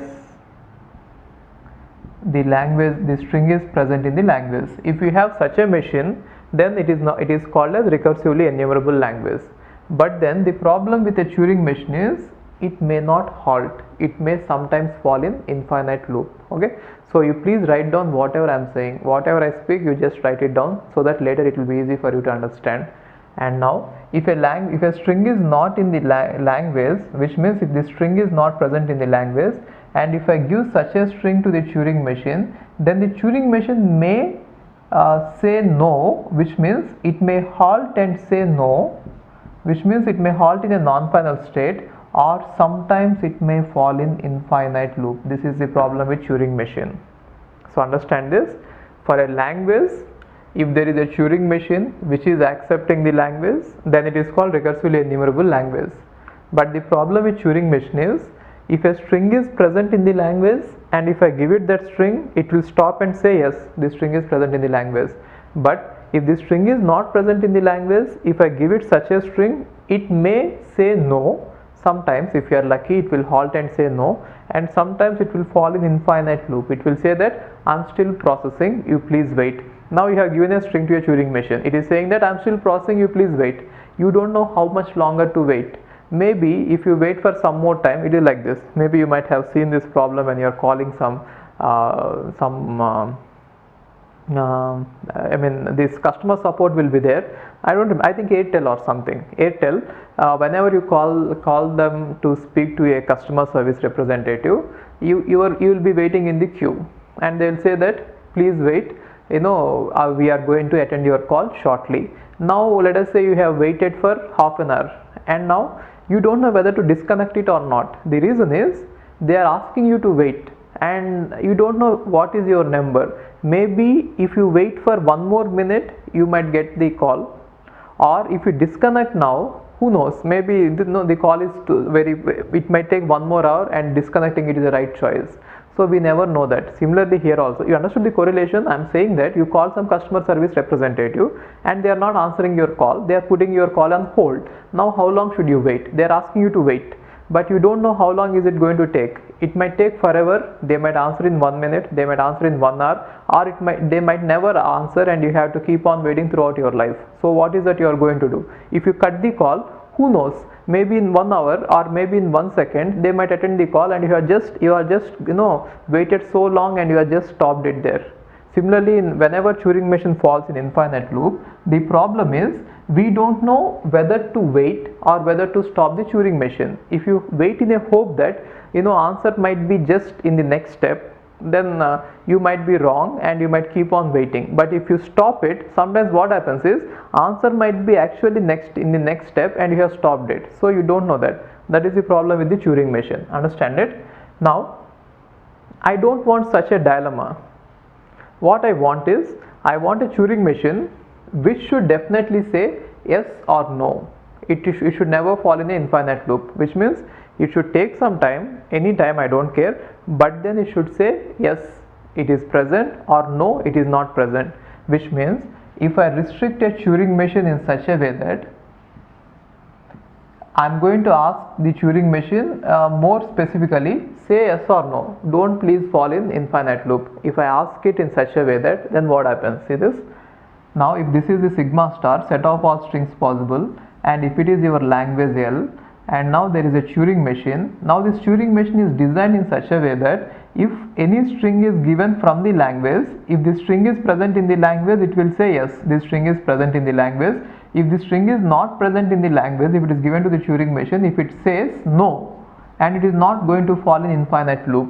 If such is the characteristic of the Turing machine, then this is called as halting Turing machine. Halting Turing machine. Okay, so halting Turing machine means a Turing machine which always halts wherever or whatever the input string is. Either you give the input from the language or you give the string input outside the language, it is always going to halt. If the string is present in the language, it is going to halt in the final state, and you can say that yes, the string is present in the language. If the string is not in the language, it is going to halt in a non-final state, and you can say that no, the string is not present in the language. Okay, so understand the difference. Now recursively enumerable language means if there is a Turing machine, I don't care whether it is halting machine or non-halting machine, if there is a Turing machine for a language, then I can say that the language is recursively enumerable. Then there is a subclass of languages where the Turing machine always halts. If the Turing machine always halts, it is called halting Turing machine. If for a language, if there is a halting Turing machine, then such language is called recursive language. Recursive language. Okay, so try to understand the difference. If there is a Turing machine, then the language is recursively enumerable. If there is a Turing machine which always halts, if I add that one more statement which always halts, then that language is called recursively enumerable. Sorry, recursive language. Therefore, you can think of the languages like this. If this is all set of languages which are recursively enumerable, which means these are all the set of languages for which there is a Turing machine definitely, then the set of all languages which are recursive will fall here. Regular languages are different and these are different. Recursively enumerable means there is a Turing machine, and recursive language means there is a Turing machine which halts. Therefore, by definition, every recursive language is a recursively enumerable language. Why? Because recursive language, enumerable language says that if there is a Turing machine, I don't care about anything, it is a recursive enumerable language. And now recursive language says that yes, there is a Turing machine which halts, but then it doesn't care whether it is halting or not. Therefore, every recursive language is recursively enumerable language, but then the reverse is not true, which means I cannot give you a, no, if a language is recursively enumerable, it need not be recursive language. The reason is the Turing machine, that particular Turing machine might not halt. Okay, so depending on this halting, we have got two types of languages. One is called recursively enumerable and other is called recursive languages. And there is already, we have already seen that there is one more language which is linear bounded automata, isn't it? Now the language accepted by linear bounded automata is called context sensitive language. Context sensitive language.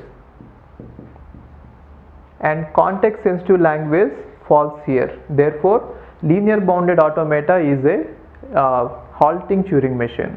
Okay, so now I have told you that there are three types of languages. One is, if there is a Turing machine, that language is called recursively enumerable. Second is, if the Turing machine halts, that language is called recursive language. And third thing is, if the Turing machine halts as well as it is going to use only a part of the tape on which the input is present, then that is called context sensitive language. Okay, so if you look at the entire languages, now I have added three more languages. You already know about regular languages and you already know about context free languages. Now I have added three more languages. Now what I will do is, I will show you the relationship between all these languages without any confusion. So if there is any confusion, just revise it one more time. You just play the video once again and just go through this. What I mean to say is, Turing, the biggest language power set is this recursively enumerable, inside that recursive, inside that context sensitive. Anyway, I'll just show you now with a big diagram about what are the machines and then what are the languages, corresponding languages. Okay, now let's see what are all the types of machines we have seen and what are the languages associated with them and what are the grammars associated with them. So just follow the way I am going to construct the diagram. The way I construct it is going to answer lots of questions, so just follow it closely. See this. Now let us say this is the set of all Turing machines. Then the languages accepted by set of all Turing machines are called, let me call it as recursively enumerable languages. So what does it mean? If a language is going to have a Turing machine, I don't want to know anything about the Turing machine, what type of Turing machine it is, deterministic, non-deterministic, halting, non-halting, nothing. If it is having a Turing machine, then that language is called recursively enumerable language. Then the subset of machines, Turing machines, which will always halt. The subset of Turing machine which will always halt, they are called halting Turing machines. Now the languages accepted by these halting Turing machines are nothing but subset of recursively enumerable languages, and these languages I call them as recursive languages. Recursive languages.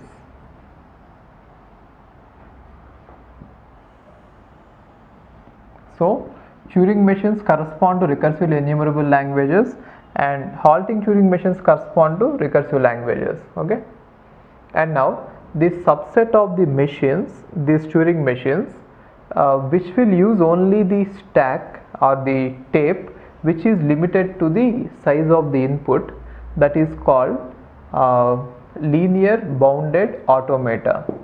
And the languages that are accepted by this linear bounded automata are called context sensitive languages. Context sensitive languages. Okay, and whatever language is accepted by linear bounded automata is also called as context sensitive language, which will be subset of it. Right, and now the subset of the language, these machines, one of the subset is non-deterministic push-down automata, or let us say only push-down automata. Why to put one more? Or okay, let's put non-deterministic push-down automata into picture here. So our space is not going to be enough. Let's see, non-deterministic push-down automata, and these languages are called set of all context free languages.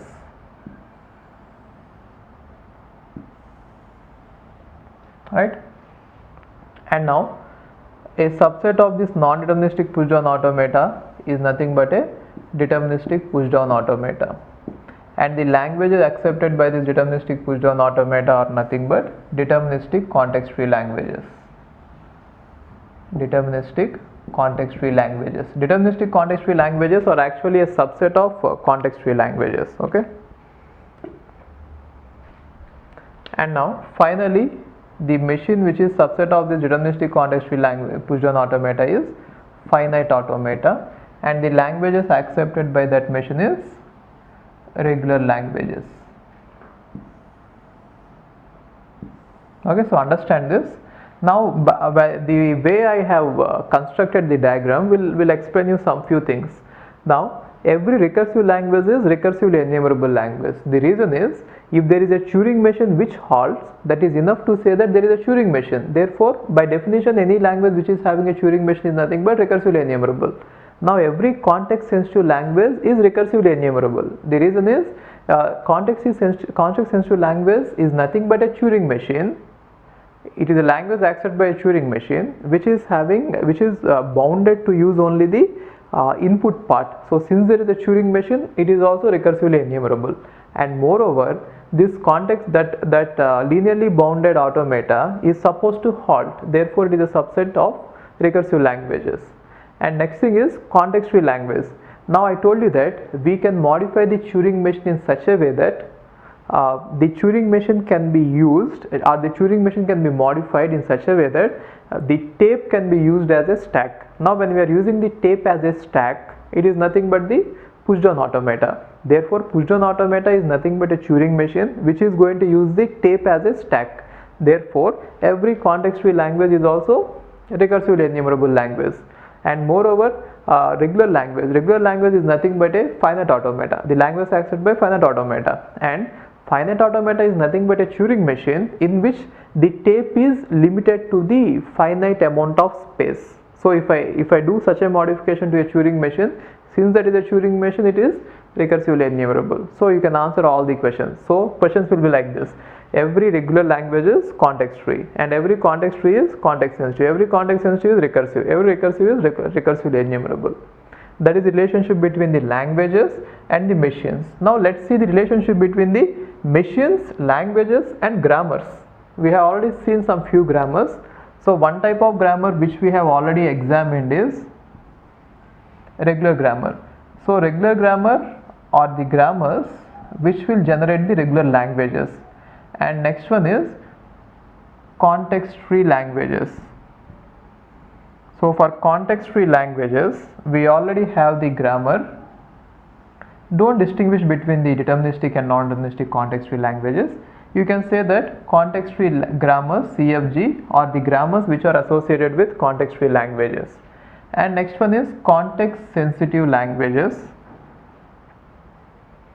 Let me check where it is. Next one is context sensitive languages. Therefore for context sensitive languages, the corresponding grammar is context sensitive grammar. And next one is recursively enumerable languages. For the recursively enumerable languages, the corresponding grammar is unrestricted grammar. Unrestricted grammar. We have basically these 4 types of grammars, and you need not worry about recursive languages or deterministic and non-deterministic context free languages. But then basically we have these 4 types of grammars. It is also called as type 3 grammar, type 2 grammar, type 1 grammar and type 0 grammar. Now we shall see more about this each of these languages and more about each of the grammars. Okay, so you can now understand what is the relationship between various machines, and then what is the relationship between machines and the languages and the grammars, and therefore what is the relationship between the machines and the grammars. Okay, so we have got all these languages now, all these machines. Now let's see the properties of them. So the way I want to examine it is, I'll come with the Turing machines and then halting and then linear bound automata, And however, you know more about, you already know about finite automata, push down automata, and context free languages and regular languages, context free grammars and regular grammars. Only thing you are supposed to know is what is Turing machine, and then what is the language associated, and what is the grammar. So let's talk about the grammars associated with Turing machines and linear bounded automata. Okay. Now look at this type of grammar, which is called unrestricted grammar. So I told you that the languages accepted by Turing machine are called recursively enumerable languages, and the grammars which will generate these languages are called unrestricted grammars. Okay. So just keep that in mind. The languages corresponding to Turing machine are recursively enumerable, and the grammars corresponding to this recursively enumerable are unrestricted. Maybe write it down. Languages corresponding to Turing machines are called recursively enumerable languages, and the grammars associated with this recursively enumerable languages are called unrestricted grammars. Okay, this is the relation. Now watch this. A grammar is called unrestricted grammar if all the productions are of form U derives V, which means if I have all the productions like this, then it is called unrestricted grammar, where U is in V union T plus. So what does it mean? The left hand side can contain any number of variables as well as terminals, but only restriction is that left hand side should not contain any epsilon. The reason is there is plus, it is not star. Just keep that in mind.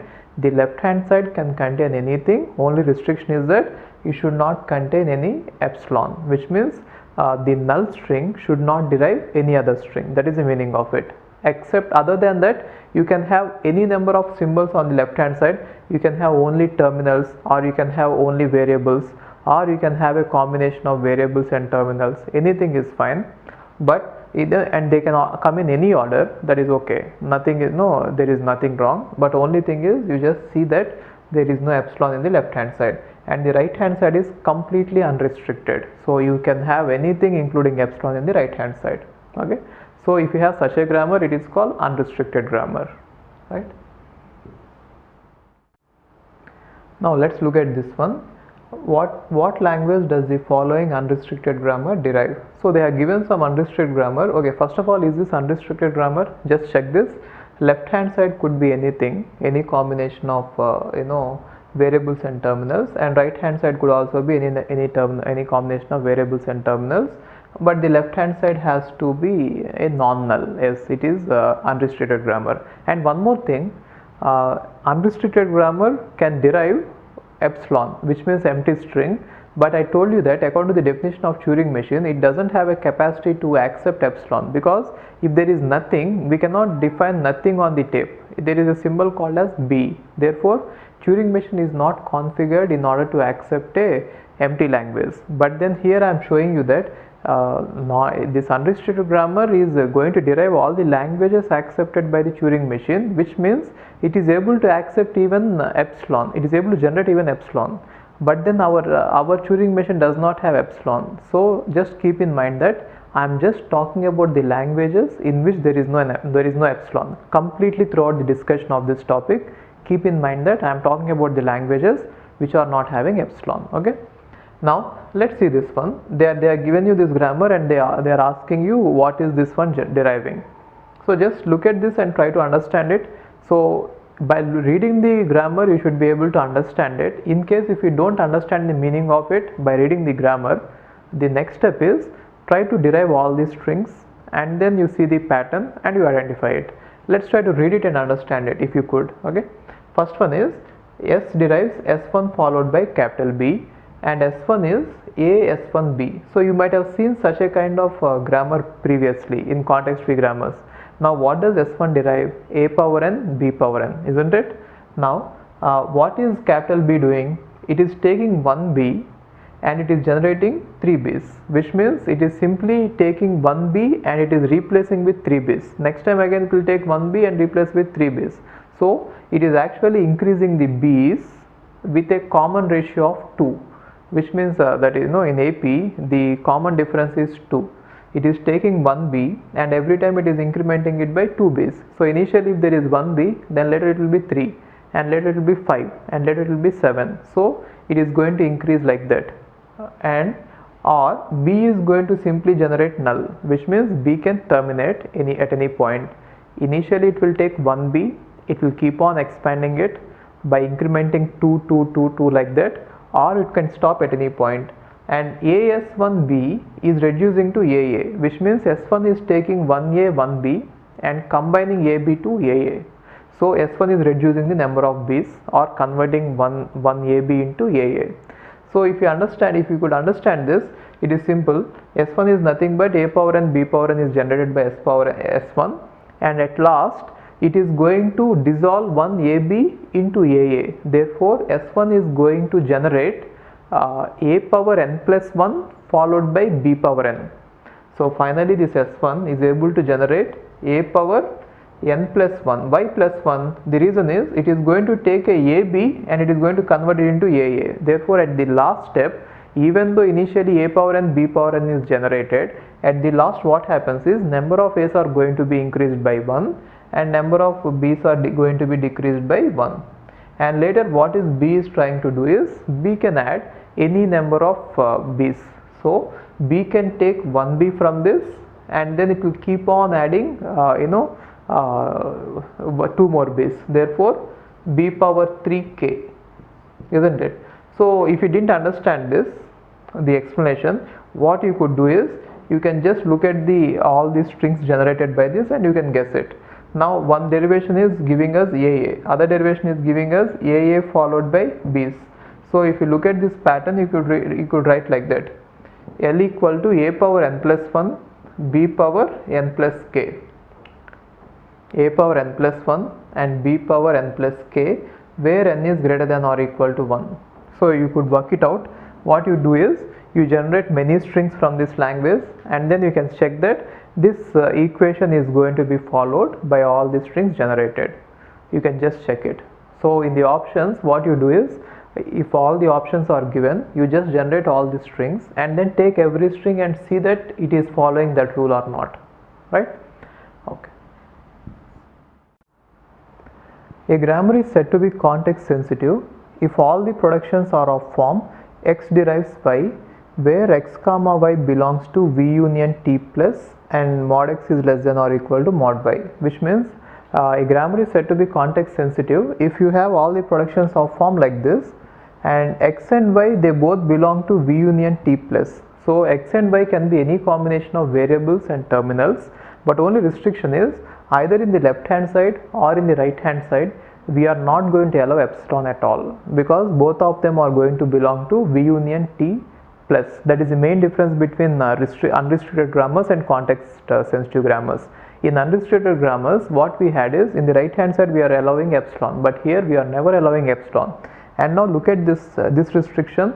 The left hand side, the length of the left hand side string is always less than or equal to length of the right hand side string, which means we are always going to expand the derivation. So whenever we take the left hand side and when we substitute with the right hand side in the process of derivation, the string length will always be in the increasing order, which means at every step of derivation we see that the length of the derivation, the length of the string either remains same or it is going to increase.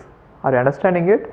See this, the left hand side length is always less than or equal to right hand side length, which means if you replace a string x with a string y in the derivation procedure, what happens is in the process of derivation, whenever you replace it, either the string length is going to be constant, is not going to change in case when string lengths are same, or the resulting string length is going to be increased in case if the string length of the right hand side is more. So what does it mean? Always the grammar is non-contracting, or non-contracting means it will never contract, it will always expand or it will remain same. It is called non-contracting. Okay. And then I think it is obvious to see why it is why it is called context sensitive. The reason why it is called context sensitive is, if I have a production in context free grammar, it is A. It is context free in the sense wherever you see capital A, you can replace it with small a. This grammar is called context free, remember? And capital A derives small a is context free because wherever you see capital A, you can replace with small a without worrying about the context in which capital A has occurred.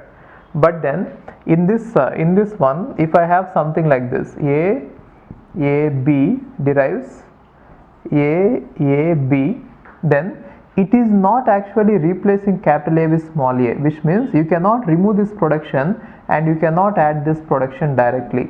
Even though it is looking obvious that capital A is going to be replaced by small a by this expansion, it is not true. Actually, capital A is going to be replaced with small a only in the condition when capital A occurs when its left hand side is a, small a, and its right hand side is small b.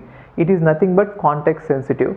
So we are going to do this replacement only in the context where capital A has occurred between a small a and small b. Then only we are going to replace capital A with small a.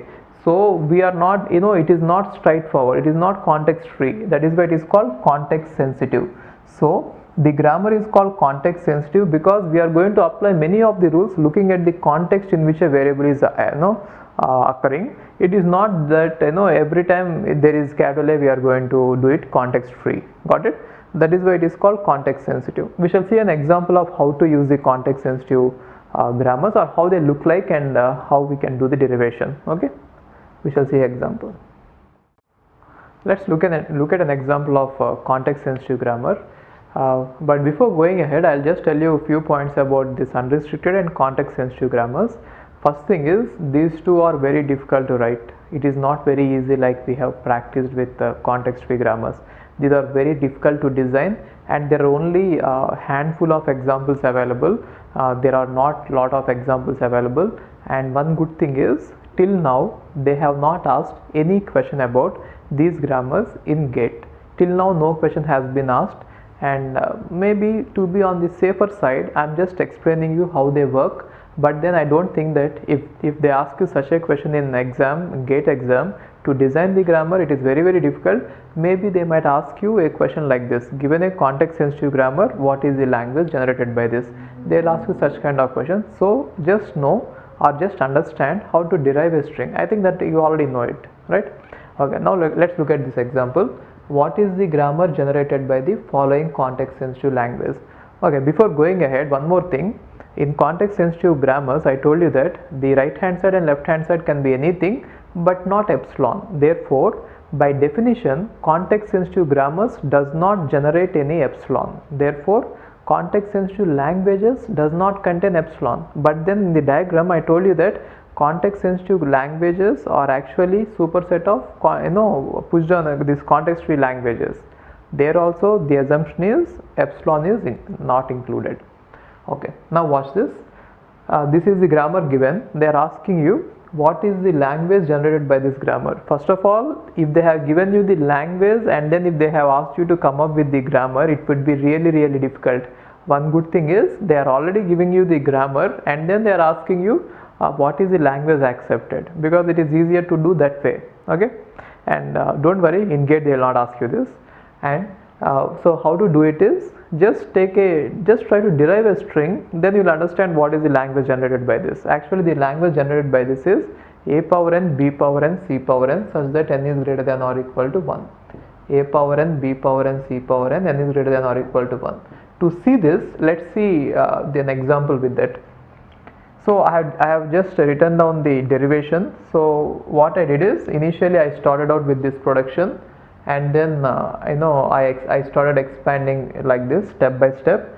But then anyway, let's see this derivation and I'll explain you how the grammar works. So first thing is, I derived ABC. Either you could derive ABC directly, or you could use small a, capital A, BC. If you have used ABC, your derivation will end there, which means you are going to generate a power 1, b power 1, c power 1, which is in the language. So that is the smallest string. In case if you are using this, it means that you want to derive a bigger string compared to this. And why is it bigger? The reason is our grammar is non-contracting. So you are always going to expand the string length. So whenever you are using this, definitely we assume that if you go and replace capital A with something, either the string length is going to be 4 or it is going to be greater than or equal to 4. It will never shrink. So definitely I am going to increase the string length by using this. So I have taken this. Then How A is working is, A will start at the left end, which means after small a's, and then it will travel to the right end, which means it will travel till it hits the C, and there it will generate one extra BC and convert it into capital B. Okay, it is very difficult to understand, just try to understand it. What capital A will do is, A will start at the left end after S, and then it will just travel to the right end till C's are hit, and whenever it sees the first C, it will generate one extra BC, and again it will start traveling to the left side as capital B. So see this, A has started here, and now A will shift there, A will move here, and whenever it has hit small c, it will generate one extra BC and convert itself to B. That is what A is doing. So see this, now this move, this production is going to help capital A to traverse over the B's. So it will be at the, see, if there are all A's here, and capital A will be here, and all B's will be here, and C's will be here, then this production will effectively help A to cross over the B's. That is what that production will do. Got it? So see this, A, again let's see here, see, A is starting at the leftmost, and it will gradually move until it hits the C. See, A will be moving here, and then A will be moving here, A will be moving here, and now once it has hit the C, it is going to generate one extra BC and convert itself to capital B. That is what this one is doing. So this production is going to help A to traverse over B, and this production is whenever A has hit C, which means it has seen C, then it is going to produce one extra BC. C is going to remain there, one extra BC is produced, and A is getting converted to B. Got it? And what is the purpose of B is, B will start from this end, right end, and it will keep on moving left, and whenever it hits A, it is going to generate one extra A. So effectively A is going to generate BCs, and capital B is going to generate one extra A. So BC will be generated by A, and B will be generated by A. For example, you start with A, B, C. Now B will go to the right end, and here it will generate BC, which means A, B, B, C, and now again B will start here, it will come to the left end, it will generate A. So balancing out, A's responsibility is to go to the right end and generate a BC, and B's responsibility is to come to the left end and generate A, so that everything will be balanced out. 1 BC, 1 A, 1 BC, 1 A, 1 BC, 1 A, like that. Okay. Now just see this, what B is trying to do is, B will start at this point and it will move left, move left, move left. For moving left, it is going to use this production. If BB is there, it is going to write it as capital B small b, which is nothing but moving left. And once it has moved left, it is going to hit this end and is going to generate one extra A. So B is going to generate one extra A, or in case if you want one extra ABC, then you go with this. If you don't want to stop this procedure, already one extra A is generated, along with that you generate capital A also. Now what will capital A do? It will go to the right end and generate BC. Now let's see the entire procedure. Now A will come to the right end and it will generate a BC. BC is generated. Now B will go to the left end and it will generate a A. Now A will go to the right end here, and it will generate a BC. Now B will go to the left end here, and it will generate a A. Like that it will work. So A and B are actually messengers. A will go to the right end, B will go to the left end, right and left end. Like that it is going to work. It is very complex to understand, so I hope that you understood it. But then in exam they are not going to ask you to design such a grammar. It is going to take a lot of time, a lot of time. Maybe you could just try how difficult it is, just to see how difficult it is. Maybe you could just try deriving a grammar for A power n, B power n, C power n. So what should you be doing? Generate AB. See, I'll just tell you the hint. I'll just give you the hint. I'm not going to do it. In case if I have time at the end, I'll do it. But then I'm just giving you the hint. Just see how to generate it. If I have A power n, B power n, C power n, D power n, now you have to go till this point and generate CD, and go till this point and generate AB, go till this point, generate CD, go till this point and generate AB. It has to continuously happen. Okay, it is going to be difficult. Let me warn you, it is going to be difficult, but it will be fun to try it out. You please try it out. Okay, fine. Now let's say we have the language a power n, b power m, c power n, d power m such that n comma m greater than or equal to 1. For this language I want to construct a context sensitive grammar. So first of all, it is not going to be asked in GATE. Okay, don't worry about it. So don't worry about context sensitive languages at all. I don't think that they will ask you in the GATE, but then it is to be in the safer side, I am just teaching you. So it is not very difficult, as it is difficult to design it, but then not too difficult. Once I explain it, it will be very easy. So don't get worried about it. So let's just see how to design it. A power n, b power n, c power n, d power m such that n comma m greater than or equal to 1. Definitely this language is not context free. The reason is, if you try to design a push down automata, if you push A and push B, and if you want to compare C against A's, by that time on the top of the stack there will be B's. They will not let you compare C and A's, right? Therefore it is not possible for you to construct a push down automata for this language. That we already know, it is not possible. Then the other alternative, if push down automata is not possible, then the next level is context sensitive languages. Now we have already seen for this language a power n, b power n, c power n such that n is greater than or equal to 1. For this language we have seen the context sensitive grammar. How does this context sensitive grammar, how did it work is, it started here and it slowly moved right, A slowly moved right and generated a BC, and again B slowly moved left and generated A. Like that we use two messengers. A is moving right and generated BC, and B is moving left and generated A. Similarly we can use the same ideas and we can do this question. Okay, so this is entirely the one grammar only. Even though I have written some lines like this, it is completely the grammar. See how big it is. So don't worry about it. It can be done easily only. But then the lines, I have drawn these lines like this so that I want to separate the phases. I want to show you, or I want to explain you what this collectively these productions are trying to do, so that explanation will be easy. So I want to generate a power n, b power m, c power n, d power m. Now these four productions, they are not two, there are four productions.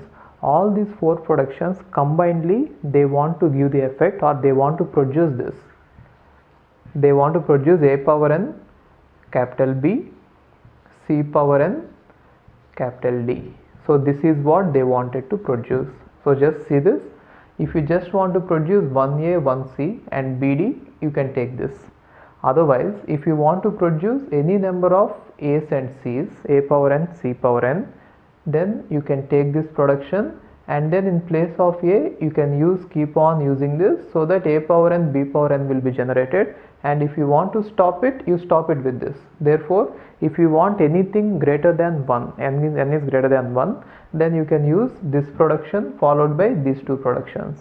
Anyway, by using all these four productions, finally what could you derive is a power n capital B, c power n, d power n, just like that context free grammar. Okay, if you want to see this, just see this how it is going to happen. If you want to generate directly a, b, c, d, done.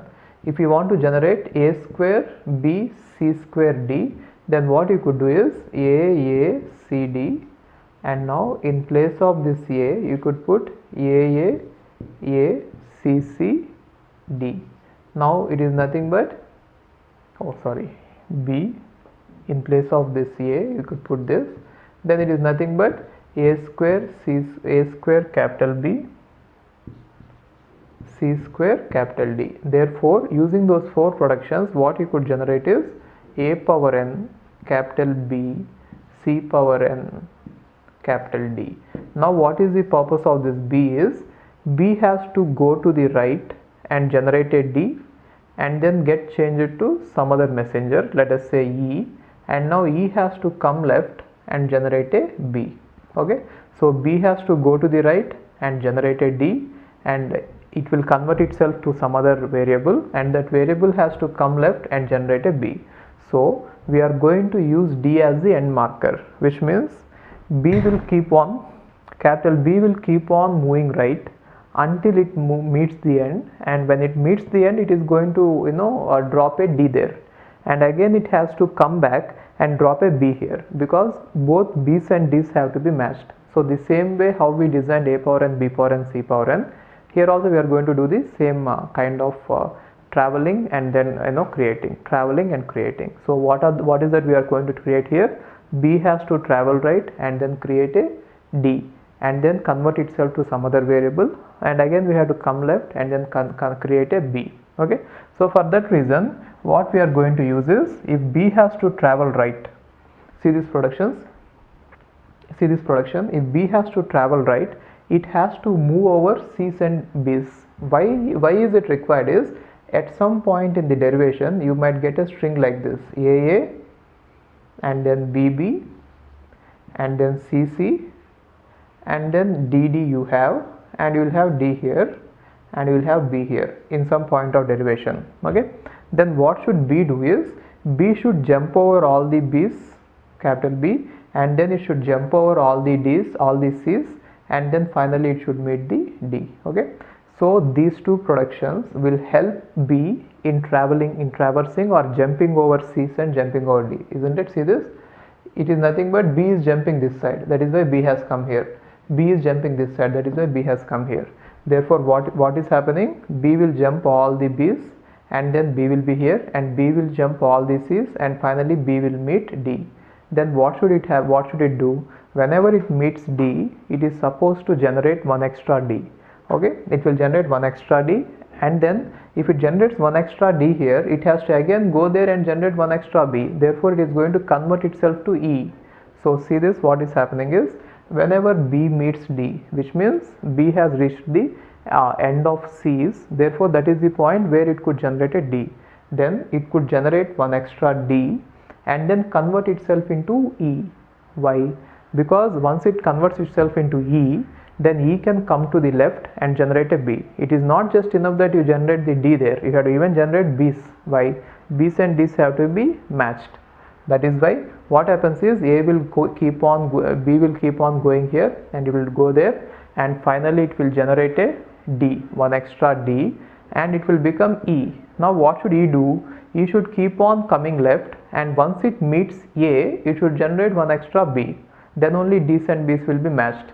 Then what it should do is, E is supposed to jump over C's and B's. Therefore look at this, this move will help E in jumping over C.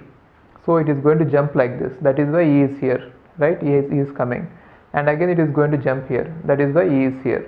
Therefore E is going to jump over all the C's and all the B's, and finally E will go and meet the first A. Whenever it has reached the first A, it will understand that that is the point at which it has to generate a B. Therefore whenever it has reached the first A, then it is going to convert it into B and end the procedure, which means it can stop here and convert into a B. But the problem is, using this, if I kill B here, if I kill D here and if I kill E here, the procedure is going to end. But sometimes, see, you can generate any number of A's and any number of C's using the first four productions, that is fine. But then if I use only till there, that point, we are generating only one D and one B, isn't it? Only this will be generated. If you want to continue this procedure and generate many number of B's and D's, our D should not die here and our E should not die here, and the procedure should be alive. That is why what you could do is, initially when the B has met D, it need not kill D. Let the D be there, generate one extra small d, this ND limited D be there, and generate one extra small d, and now you convert yourself into F. Now what is the purpose of F? Go to the left and generate one extra A, but then again reproduce B, so that this entire procedure will be alive, isn't it? That is why F will jump all the C's and F will jump all the E's, and whenever it meets A, it will generate one extra B, and it will even reproduce capital B, so that capital B will again go and meet D, and produce a D, and again B will meet A and B will convert itself to F and come back and meet small a and produce a B. So this entire method is used in order to generate any number of B's and D's. So initially these four productions are going to generate equal number of A's and C's, and then this procedure is going to generate any number of B's and D's. In case if you want only one B and D, you go with this, or in case if you want to kill this procedure at any point, you can go with this. Got it? That is how context sensitive grammar can be generated for this. It is not asked in GATE. Maybe if they want to ask something about it, they will just give you a blank and they will ask you to fill it up. It is not very easy to understand or answer it, but let's be in the safer side. Since you have already learnt it, better you just write it down, and before the exam you could revise it once. Okay, this is about the context sensitive grammar. This is a very important theorem. I'll just read out the theorem, and maybe you please write it down, and if possible by heart it. Anyway, I'm going to give you the proof, but just you can write it down. See this: if a language L and its complement L complement are both recursively enumerable, then both languages are recursive. I don't think that you will understand anything now. I'm just reading it out so that you will write it down, then I'll talk about it. And next one is, if L is recursive, then L complement is also recursive, and consequently both are recursively enumerable. Okay, so what to understand from this given explanation is, so before you understand anything, let me talk about the difference between recursively enumerable and recursive languages. According to the definition of recursively enumerable, I said that if for a language there is a Turing machine exists, then it is recursively enumerable. And when I was talking about recursive languages, I told that if for a language, if a Turing machine exists which always halts, then that language is recursive. So the main difference between recursively enumerable and recursive languages, the Turing machine for recursive languages always halts, and the Turing machine for a recursively enumerable language may or may not halt. So see this, the main difference is, if a language is recursively enumerable, then it will have Turing machine, right? And now to this Turing machine, if I give a string W, then it might halt and say yes, the language is the string is in the language, in case if the string really belongs to the language. Okay, or it may say no, or it may fall in infinite loop. This is the problem. So recursively enumerable languages have the problem that given a string, the Turing machine may say yes, will definitely say yes if the string belongs to the language, and what it will do is it will say no, or sometimes it will fall in infinite loop if the string does not belong to the language. And what is the recursive language is? Recursive language means it will have a Turing machine, and given a string to the Turing machine, it will say yes, this string is present, or no, this string is not present in the language. In case here string does not belongs to the language, then it will say no or infinity, and here if the string belongs to the language, it will say yes, and if the string does not belong to the language, it will say no, straightforward, right? And you need not wait. The problem here is you don't know how long to wait. It might be the case that the Turing machine really needs extra time to compute, and it is really doing some computation, and therefore you might have to wait in that case. Or it might be the case that it has entered an infinite loop and there is no way that you are in the infinite loop. Let us say you are watching a Turing machine, you are sitting and watching a Turing machine, it is doing some computation. Now you don't know whether to switch it off or not, because it is still computing, it is not saying anything. It might be the case that it needs more time really, or it might be the case that it might have entered the infinite loop. Therefore we cannot say anything about that. So the main difference between recursively enumerable languages and recursive languages, Turing machine may fall in infinite loop in case of recursive enumerable languages sometimes, whenever this given string does not belong to the language. And in case of recursive languages, the Turing machine does not fall in infinite loop. Whatever it is, it will give you a straightforward answer. Therefore you could wait until it halts. Here the Turing machine always halts, here the Turing machine does not halt. Okay, now So what is the main difference is there is something called as membership algorithm. Membership algorithm is given a string and a language. Our question is whether this string belongs to the language. Tell me yes or no. If you can answer that using an algorithm, then that is called membership algorithm. Here membership algorithm is not possible. The reason is, if you give it a string and ask it whether it is present in the language or not, it may sometimes say yes and it might never say an answer. Therefore you are not going to get a no all the time, right? Therefore there is no membership algorithm for recursively enumerable languages. Write it somewhere. There is no membership algorithm for recursively enumerable languages. But coming to recursive languages, given a string and you ask it the question that whether the string belongs to the language or not, that is called membership question. And for that question, definitely it will answer with yes or no. Why? Because Turing machine is always going to halt. Therefore, for recursive languages, membership algorithm exists. Membership algorithm exists. This is the main difference. Understand this.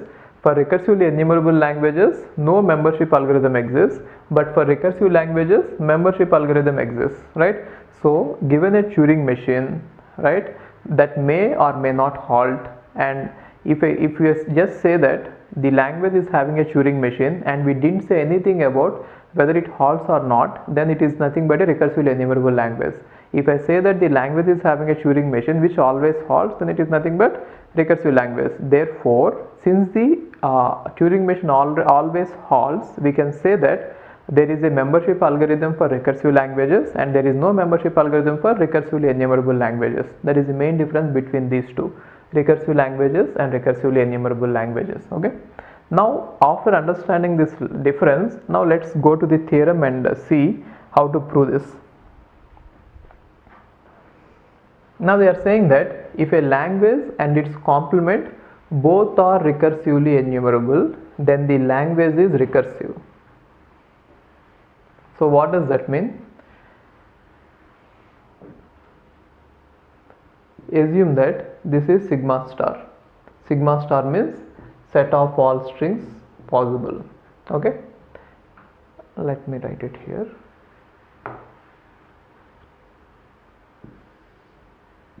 Assume that this is sigma star.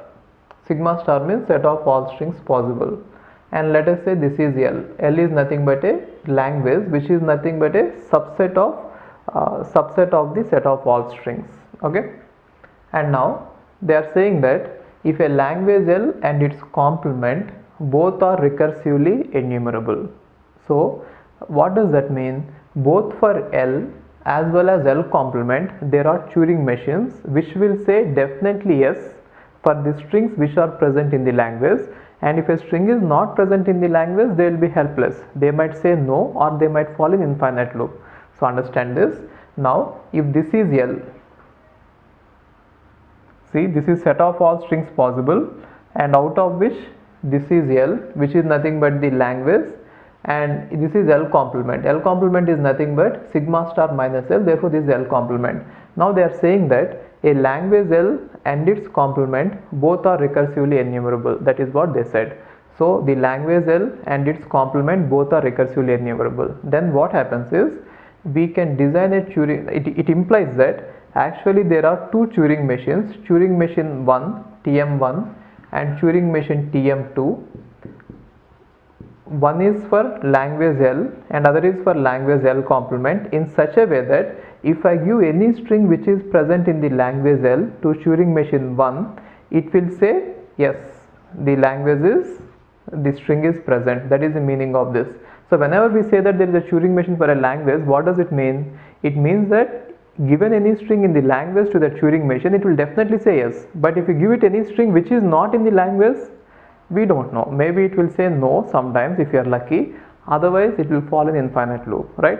So to this, since L is given as a recursively enumerable language, I am assuming that there is a Turing machine TM1 in such a way that if I give any string to this TM1 which is present in L, it is going to say yes, the language is yes, the string is present in the language. But then the problem is, if I give it any string which is not present in the language, it might say no, or it might fall in infinite loop, but I don't care about it now. Okay.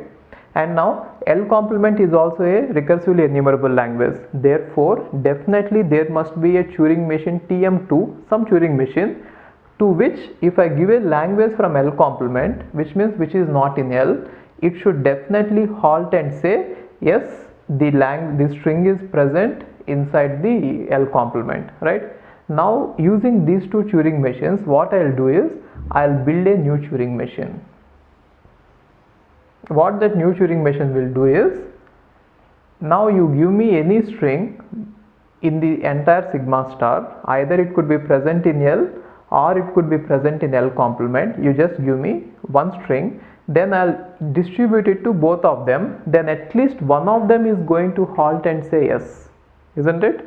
Therefore I got a new Turing machine TM3 by using a combination of these two Turing machines in such a way that you give me any string anywhere from sigma star, then I'll give it to them, both the Turing machines simultaneously, and both of them will start working. And since the string is going to be present in either L or L complement, because you cannot give it outside that, one of the Turing machine will definitely halt and say yes, which means wherever the string is, right? So if this one says halts and says yes, then I am going to say that yes, this string is present in L. If this one is going to halt and say yes, even though it is saying yes here, I'll just interpret it as no, right? Therefore, if a string is present inside the language, I am going to say that yes, it is present inside the language. If the string is not present inside the language, I am going to say that no, it is not present inside the language, using the help of these two Turing machines. Therefore, I got a new Turing machine which always halts. So whenever I get a reply from any one of them, I am going to stop the main Turing machine. I am going to stop both of them. So we are never going to fall in infinite loop. So now I got a Turing machine which always halts whatever the string is, wherever the string is. Therefore, the language L is recursive. So try to understand it. I don't know if you understood it or not. See, if the language L and its complement both are recursively enumerable, what does that mean? Both are having Turing machines independently, and those Turing machines are going to halt on any input given to them, if the input is in the language, isn't it? Therefore, I assume that TM1 is the Turing machine corresponding to the language L, and TM2 is the Turing machine corresponding to language L complement. And by the definition, these Turing machines are supposed to halt if we give them any string which is present in the language. Therefore, TM1 is going to halt for every string which is present in L, and TM2 is going to halt for every string which is present in L complement, and they are going to say yes, isn't it? Now I'll combine these two Turing machines into a new Turing machine in such a way that you give me any string, I am going to distribute it to both the Turing machines, both of them simultaneously. Then at least one of the Turing machines is going to say yes. So whenever at least one of them is going to say yes, you can stop both of them, which means we are not going to fall in infinite loop. If the TM1 says yes, then the output will be yes. If TM2 says yes, then output will be no. It is a simple complementation, isn't it? Therefore, I got a new Turing machine which is going to halt for all the strings inside sigma star, and which is going to say yes, a string is present in L, or no, the string is not present in L, which is nothing but we even got the membership algorithm. A halting Turing machine is also a membership algorithm, isn't it? So this statement is right. If the language L and its complement both are recursively enumerable, then both the languages are recursive. So both L as well as L complement both are recursive. Now I have shown you that this is a Turing machine which halts for language L. Now if you just reverse the results, this one no and this one is yes, then you can say that this is the Turing machine for the language L complement. So both are recursive. And next point is, if L is recursive, then L complement is also recursive. That is the next statement. They are just independent. I hope that you understood this. Let me explain you the next statement. If L is recursive, then L complement is also recursive, and consequently both are recursively enumerable. So it is very easy to prove. They are saying that a language L is recursive, which means, let us say this is sigma star, and a language L is as always a subset of sigma star, And now they are saying that language L is recursive, which means for the language L there is a Turing machine which always halts. So what does it mean? Give it any string which is present inside the language L, it will say yes. Give it any string which is not present inside the language, it will say no. Already it is there, right? Then if language L is recursive, this is already there, this Turing machine is already there, then L complement is also recursive. They are saying that the complement of the language is also recursive. So what does that mean? How can you prove that? Now for the complement of the language, you should get a Turing machine which should say yes if the string is present in that, we should say no if the string is not present in that. Then what I do is, I'll construct a new Turing machine, let us say tm new. Now this new Turing machine will act exactly the opposite way, which means whenever the original Turing machine said yes, you will say no, and whenever the original Turing machine said no, you will say yes. Now what happened because of this? So if the string is present inside the language L, then you are going to say no. If the string is not present inside the language L, then you are going to say yes. Anyway, you are going to halt on both the cases, and therefore this is the Turing machine which always halts for the language L complement. So we got a halting Turing machine for L complement also. Therefore L complement is also recursive, and consequently both are recursively enumerable. Why? Because recursively enumerable just wants a Turing machine, it doesn't care whether it halts or not. And now we have shown that both of them are having Turing machines, therefore consequently both of them are recursively enumerable, isn't it? This theorem is very important, and proof is pretty simple. I don't know whether you understood it or not. If you didn't understand it, you please rewind the video and watch it 4-5 times. You are supposed to understand it. It is very straightforward. Okay, and now let me talk about this membership algorithm. So membership algorithm is nothing but, given a string, your machine should stop and say yes or no. You should not fall in infinite loop. For regular languages, your finite automata, give you a finite automata a string, it is always going to halt and say yes. Finite automata will never fall in infinite loop, isn't it? The reason is, finite automata moves in only one direction, and by the time the entire string is scanned, it will definitely halt. It is not supposed to move left. Similarly, pushdown automata will also move in one direction, therefore it will definitely halt. So membership algorithm exists for finite automata, which means regular languages, and for context free languages, which means pushdown automata, and for context sensitive languages and for recursive languages. Only language which does not have membership algorithm is recursively enumerable language. The reason is, the Turing machine may fall in a infinite loop. So keep that in mind. So membership algorithm is nothing but, given a string W, whether the string belongs to the language. This is nothing but membership algorithm. Now all the languages will have membership algorithm except only one language, which is recursively enumerable language. Got it? Okay. We have seen various types of grammars, various types of machines, and various types of languages. Now collectively on these languages, there are some few questions we could ask, like how these I'm saying that there is a let me draw the diagram, then you'll understand it better. I told you that there is one language which is enclosing everything, that is recursively enumerable language, which is nothing but set of all languages. This is nothing but set of all languages which are acceptable by or accepted by Turing machines. And now inside this, the set of all languages which are accepted by halting Turing machines is there, which is recursive language.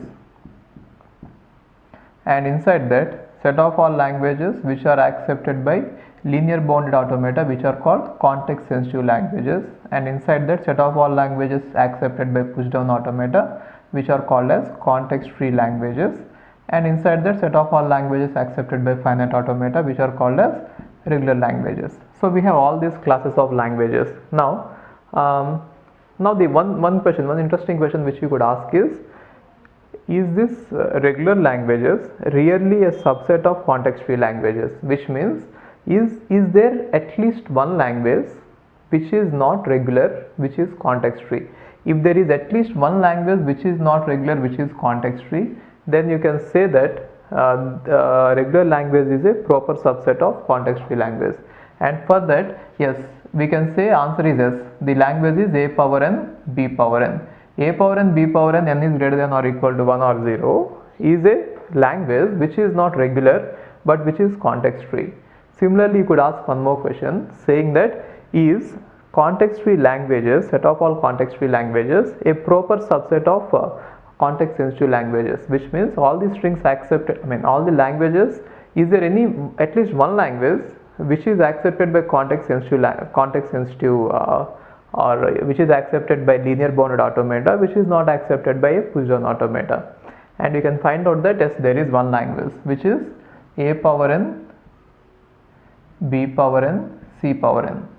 And now naturally, to extend this question, you might ask, is there any language which is recursive and which is not context sensitive language? That is a difficult question to answer. In this sense, now I have given you some examples like this just to prove that yes, it is a proper subset. But then if you have to prove that there is a language which is recursive but not context sensitive, I cannot give you any such language like this, which means I cannot say a power n, b power n, c power n or a power p such that p is a prime. Such kind of proof or language is not available for us. So in order to prove that, there are mathematical theorems which are used in order to say that, in order to prove that there is at least one language which is recursive but which is not context sensitive. So we don't have any language, or if you ask me to give us an example, I don't have any example, not anyone has. So proving it is a other case, which means they have used mathematical theorems to prove that there will be one language, at least one language which is not context sensitive and which is recursive. That is what we could say. But then precisely writing that formal language is difficult. We can say that there exists at least one language and we can prove that, but then we cannot say what that language is because we don't have that. Okay, so and again the same question is true here also. So if you ask me, is there at least one language which is recursively enumerable which is not recursive? Answer is yes, there is at least one language, but then I cannot give you in this form a power n, b power n, c power n. So using the mathematical theorems, we can prove that these are all proper subsets of each other, which means this one is proper subset of this, this one is proper subset of this. But then we cannot say exactly what what that language is. And now next extension is, you might ask next question you might be asked, you might have doubt is, yes, Turing machine is the most powerful machine in all the machines like finite automata, push down automata, linear bounded automata. If you take all the machines, we know that Turing machine is the most powerful machine. Now the natural question is, how powerful is this Turing machine? So you might ask whether Turing machine is capable of accepting every possible language, which means if there are some languages, let us say set of all languages, I'll take all the languages which are possible. Now the interesting question to ask is Turing machine capable of accepting all these languages, which means for every language will there be a Turing machine? That is an interesting question. So in order to answer it, we are going to use the set theory. Okay, so the question is, I want to answer this question. For every language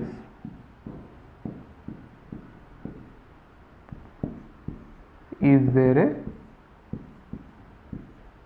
Turing machine accepting it?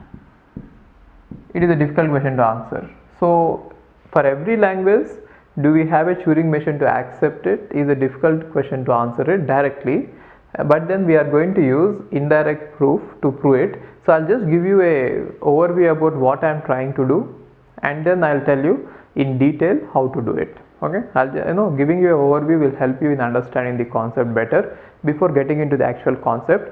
In order to answer it, what I'll try to do is, I'll show that the set of all Turing machines are infinite. The set of all Turing machines are infinite, and I'll show that the set of all languages are also infinite. This is set of all Turing machines and this is set of all languages,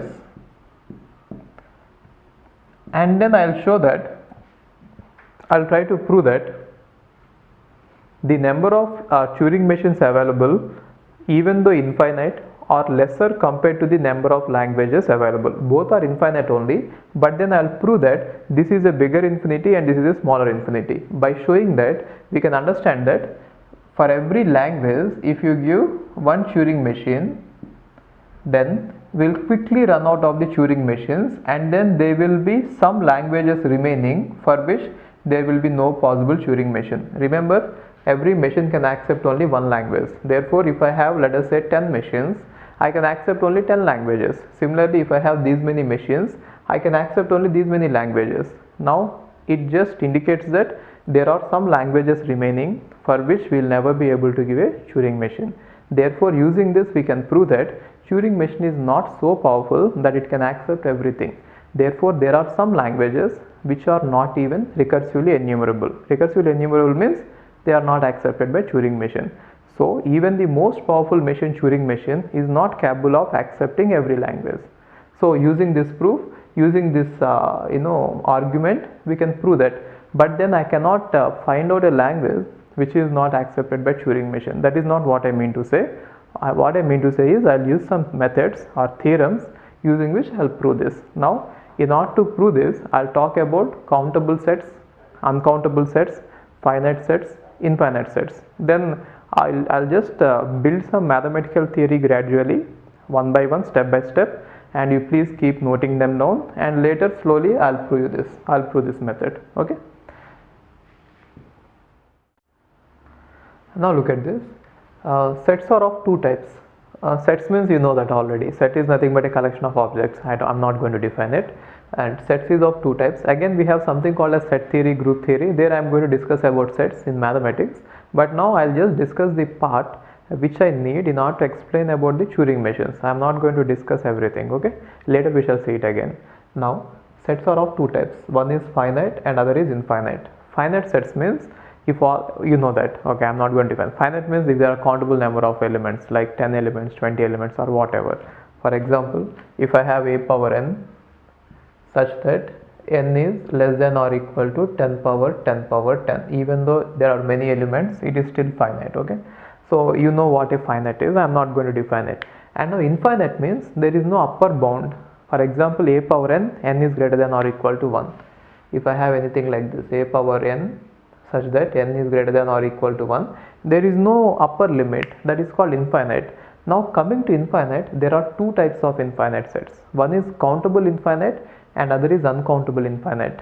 So countable infinite is actually smaller infinite compared to infinite means there are lots of strings or lots of elements, and again in these lot of elements we can say that it is not too many and it is too many, which means if I say that a set is countable infinite, it means it is infinite but it is not too much. And if I say it is uncountable infinite, it is infinite and it is too much. If you try to compare a countable infinite set and uncountable infinite set, we'll see that we will take it that countable infinite set is lesser compared to uncountable. So it is not right in writing like this, but then still this is the actual meaning. So you should not write it directly, but I am going to write it. It is the actual meaning, but don't write it anywhere. What I mean to say is finite set is less than, countable set is less than uncountable set. It is not given anywhere, but actually that is the meaning that I want you to understand. So finite set is less than, countable sets is less than uncountable sets. And now my main intention in talking about this entire theory is simple. I want to prove that set of all Turing machines are countable and set of all languages are uncountable. Therefore, number of Turing machines are less than number of languages. Therefore, there are some languages which are not accepted by any Turing machine. So, there are some languages which are not recursively enumerable. That is what I want to prove by the end. Okay. Now, before going ahead, given any set, how will you distinguish whether it is finite or infinite? That is very easy, straightforward. Now, once you found out that talking about finite sets is not very interesting because no one is interested in talking about it, but then talking about infinite sets is actually the most interesting thing. Now when we talk about infinite sets, we have to make distinction between two types. One is countable and uncountable. Given any set which is infinite, how can you say that it is countable, or how can you say that it is uncountable? That is the most important question. Now watch this. Countable set means a set capital S, any given set, is said to be countable if all the elements of the set can be put in one-to-one correspondence with the set of natural numbers. What do I mean by saying this is, if a set is given and if you take every element of the set and if you can give one element from the natural numbers to this one, and if you can arrange them all like that, then it is called as a countable set. And what is uncountable set is a set, obviously if a set is infinite and if it is not countable, definitely it is uncountable, isn't it? So instead of saying it entirely, which means if we cannot put in one-to-one correspondence with the set of natural numbers, what you could directly say is a set is said to be uncountable if it is infinite and if it is not countable. You can directly say that even. Okay, so I'll just take an example and I'll show you what I mean by giving one-to-one correspondence from the set, from all the elements of a set to all the elements of a natural numbers. See this, the definition says that a set is said to be countable if all the elements of the set can be put in one-to-one correspondence with the set of all natural numbers. It is, you might think that it is very simple definition, but then in order to actually apply this, it takes a lot of experience and practice. So I'll discuss about some of the examples using which you can answer any question in GATE coming to this topic, countability. Okay, so watch it once. Let us say, let us start with a small example, set of all even numbers. Let us assume that set of all even numbers is written like this: 0, 2, 4, 6, 8, 10, 12, so on. They are all set of all even numbers. Okay, and now I'll take set of all natural numbers. Set of all natural numbers are 1, 2, 3, 4, 5, 6, 7, so on. Fine. Now there should be one-to-one correspondence between every number here to every number here. If I can give that one-to-one correspondence, which means for every element in the set E, if you can give a element in the set N natural numbers, then I can say that set of all even numbers is countable. Okay, so how can I do that? We already did it, isn't it? So now for 0, the element given in natural numbers is 1. For 2, the element given is 2. For 4, the element given is 3. For 6, element given is 4. Right? Now how did we do that? So what is the procedure? So given any element, will there be a natural number? That is the question. So let us say the element given is 2i. So what is the natural number corresponding to this? I think for 2i, natural number corresponding to this is I plus 1, isn't it? Check that. For example, 2i, 2 into 1, 1 plus 1, 2 into 2, 2 plus 1, 2 into 3, 3 plus 1. Therefore, for any element of form 2i, we can give an element of form I plus 1. Right? So what can you understand from this? We can understand that for every element in the natural even numbers, we can give a element from the natural numbers as a correspondence. Therefore, we can say that this even numbers is countable since we are able to give it. So it is very straightforward for this example, but then it is not so easy to prove that some other languages or some other sets are actually countable. So let's just extend some of the I'll just explain you some of the terminologies used here. One is called index. Now element 0 is given element 1. Therefore, I call this number as the index given to this number as the index given to this. Therefore, every element is going to get an index, and that index is nothing but a number from the natural number set. So one other way of saying it is, if every element in the given set is going to have an index, then that index is nothing but the number to which it can be mapped to in the natural numbers. Therefore, you can say that such a number is such a set is countable, right? And this is how you can say that the set is countable, and every element is also going to have an index. So the element 2i has an index of I plus 1, isn't it? So if we can get the indices, then we can say that if every element is having an index, then we can say that the set is countable. One definition is, if you can put them in one-to-one correspondence with natural numbers, it is countable. Or for every element, if there is an index, which means the position at which it can be placed in the set, if you can say that, then also it is countable. Now let's see one more example. Let us say set of all odd numbers, 1, 3, 5, 7, 9, 11, so on. Now, can these elements be put in one-to-one correspondence with natural numbers? Check this. We can put them like this, isn't it? Therefore, for every element in this odd number set, there should be an element in the even number, in the natural number set. For the element 2i plus 1, what do you think is the corresponding index? So for the element 2i plus 1, for example, for the element 5, the corresponding element is 3. So how can you get this one? It is nothing but same as I plus 1. So for every element of the set of odd numbers of type 2i plus 1, the corresponding index we have is I plus 1, isn't it? Therefore, what can we say? Since we are having for every element one element in the natural number, there is a one-to-one correspondence between the elements. Therefore, the set of all even numbers is countable and the set of all odd numbers is countable. Okay. And now let's see one more example. The set of all real numbers.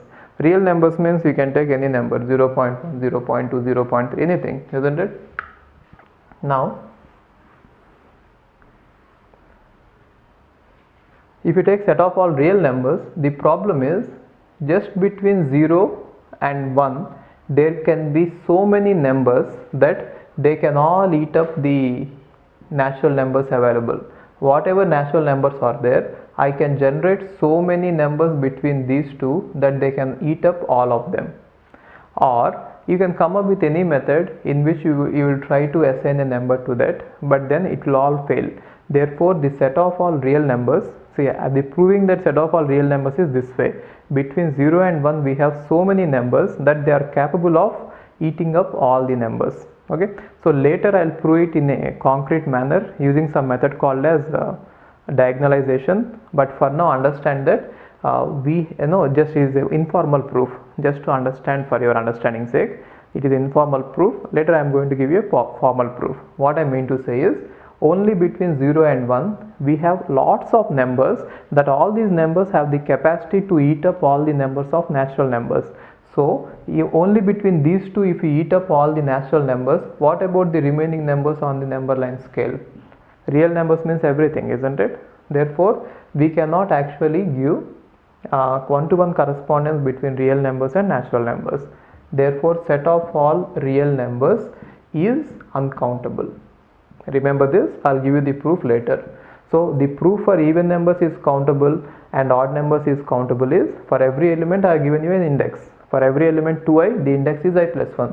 For every element 2i plus 1, the index is I plus 1. Therefore, if you are able to give an index, that is nothing but a correspondence in the natural number. That is how I am able to prove that they are countable. But then for these real numbers, I will not be able to come up with any index. Now, I'll just use some other proof. This one-to-one correspondence is okay, you can prove it this way, but then it is difficult to prove it for all the sets that they are countable. We shall use some other better methods to prove that a set is countable. Okay, I'll tell you what they are now. Using the previous definition for countable sets, like putting one-to-one correspondence from all the elements of a set to natural numbers, it is very confusing, which means for some sets it might look as if we can easily put them in one-to-one correspondence, and for some sets it might look as if we cannot put them in one-to-one correspondence, and in both the cases you might go wrong. So by using the definition which is given in textbooks, some of the textbooks, that previous definition, it is very difficult to say whether a language is countable or not, whether a set is countable or not. Therefore, I have framed this new definition, and using this you will be able to understand this concept very easily, and you will be able to answer any gate question, and you will be able to prove the rest of the things very easily. So I framed this definition.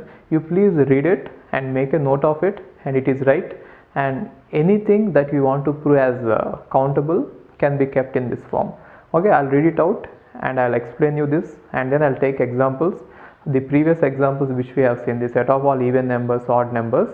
We shall again examine them in the light of this definition, and then we shall see how we could use this one in order to prove that set of all Turing machines are countable, which means set of all Turing machines are infinite but less, and then we shall prove set of all languages are uncountable later. Okay, so just watch it once. A set is said to be countable. A set is said to be countable if there exists an enumeration method using which all the elements of the set can be generated for any particular element. Okay, let's go step by step. A set is said to be countable if there exists an enumeration method using which all the elements of the set can be generated. This means that if you are given a set, then you should be able to write a kind of algorithm or program, but then I am not saying that it is an algorithm because it need not stop. So you just give a method using which we should be able to generate all the elements of the set one by one. You give me a method, okay, using which all of them are going to be generated, and then for any particular element, which means given any element, if you follow your method, it takes only finite number of steps to generate it. If that is the case, which means, try to understand it, I'll give you an infinite set. What you should do is you should come up with a method or a procedure, or we should not call it an algorithm. Calling it as a method or procedure is right, but then don't call it as an algorithm because it need not stop. It could go on infinity, but then what is required is you should be able to write it down as a method. Now that method should be able to generate all the elements of the set one by one, and now given any particular element, I should be able to reach that element using your method in a finite number of steps. Now if you can give me such a method, then the language is said to be countable, then the set is said to be countable. Okay, so come up with a method, given a set, generate it, which means generate all the elements. Enumerate means write it down, every element, writing every element one after one is enumeration.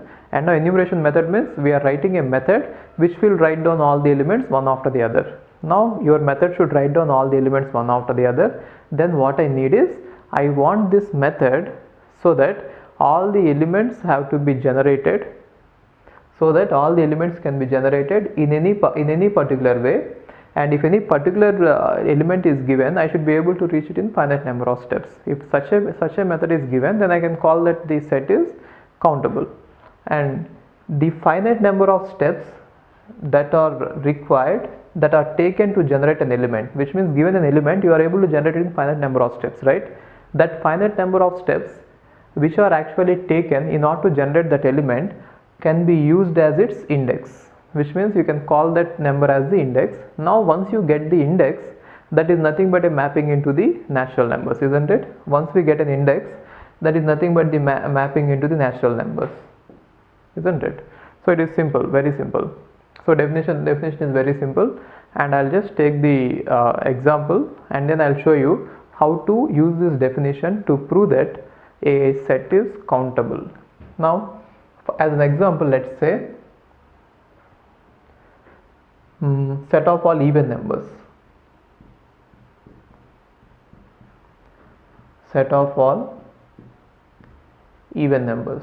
Now you come up with a procedure using which you will be able to generate all the even numbers, and then using your procedure, if I give you any element, you should be able to reach that element in a finite number of steps. If we can do these two things, then I can say that it is a countable, right? So how can I generate set of all even numbers? You can just write a for loop, isn't it? Maybe I can write like this: for I equal to 0 to infinity. It is not an algorithm because we are going to infinity.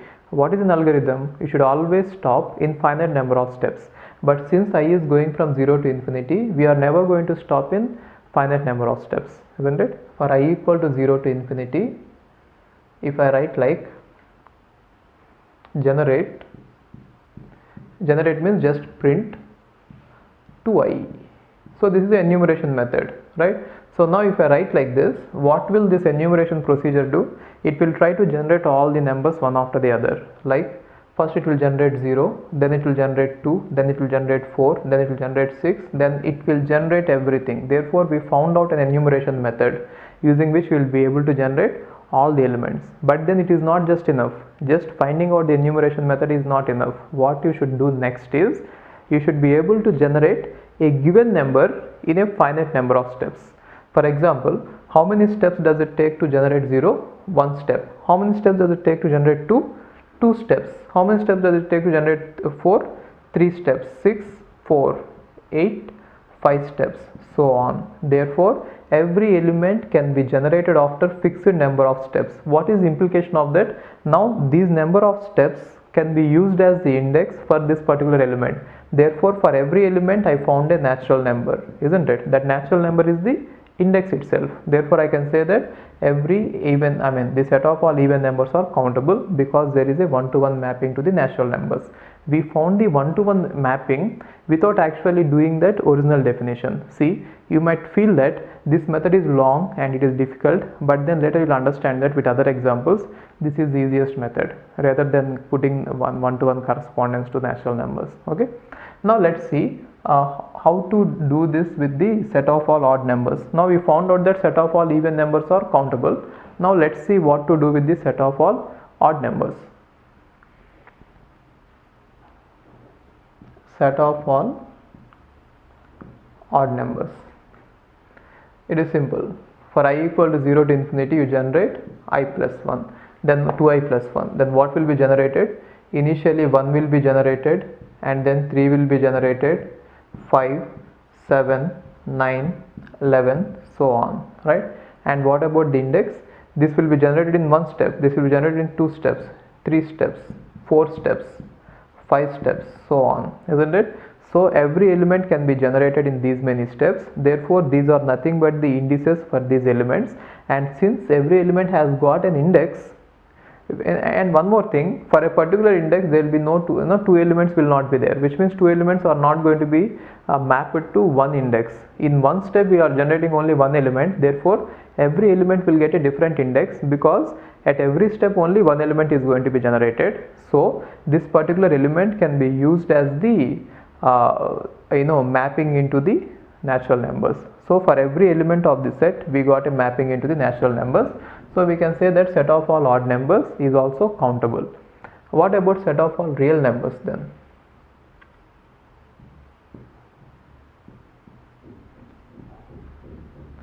Set of all real numbers, it is very difficult to come up with the enumeration method first. So you cannot generate all the real numbers using a enumeration method.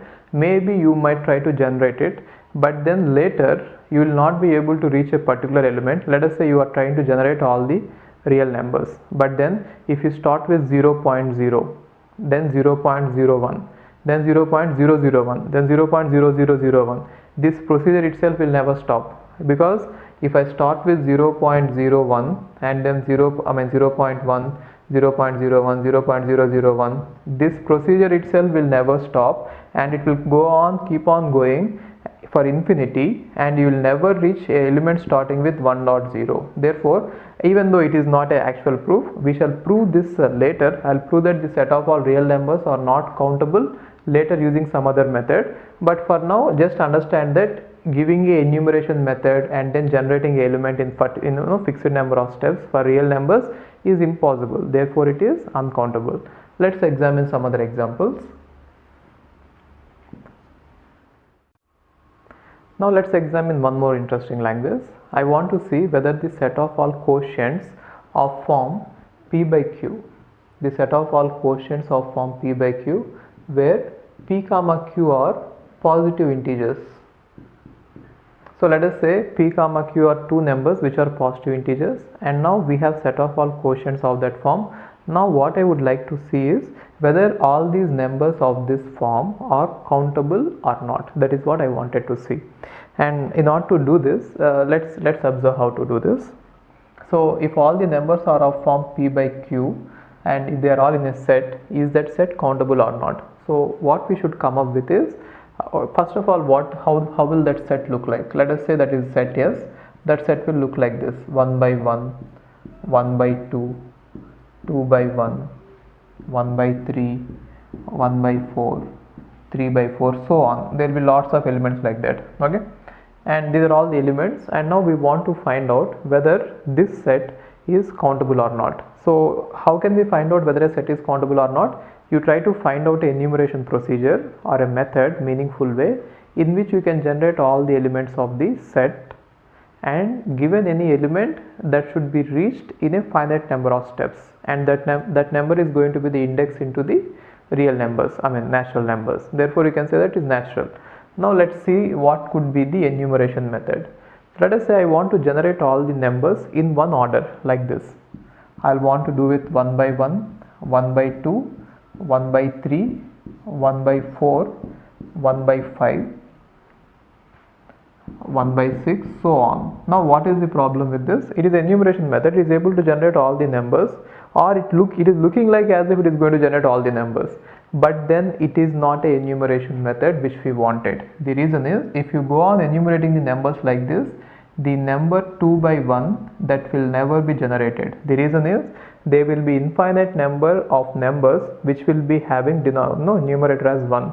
1 by 1, 1 by 2, 1 by 3, it will keep on going, and using this method you will never come across the number 2 by 1. Therefore, given this number 2 by 1, you will never be able to generate it in a finite number of steps. Why? We are going to go infinite times, and then sometime we will come across this, and we don't know when. We have infinite numbers. So we fail to find out enumeration method. So failing to find out enumeration method, is that going to be the proof to say that it is not countable? No way. If you are not able to find an enumeration method, it doesn't mean that there does not exist some other enumeration method using which you could enumerate it.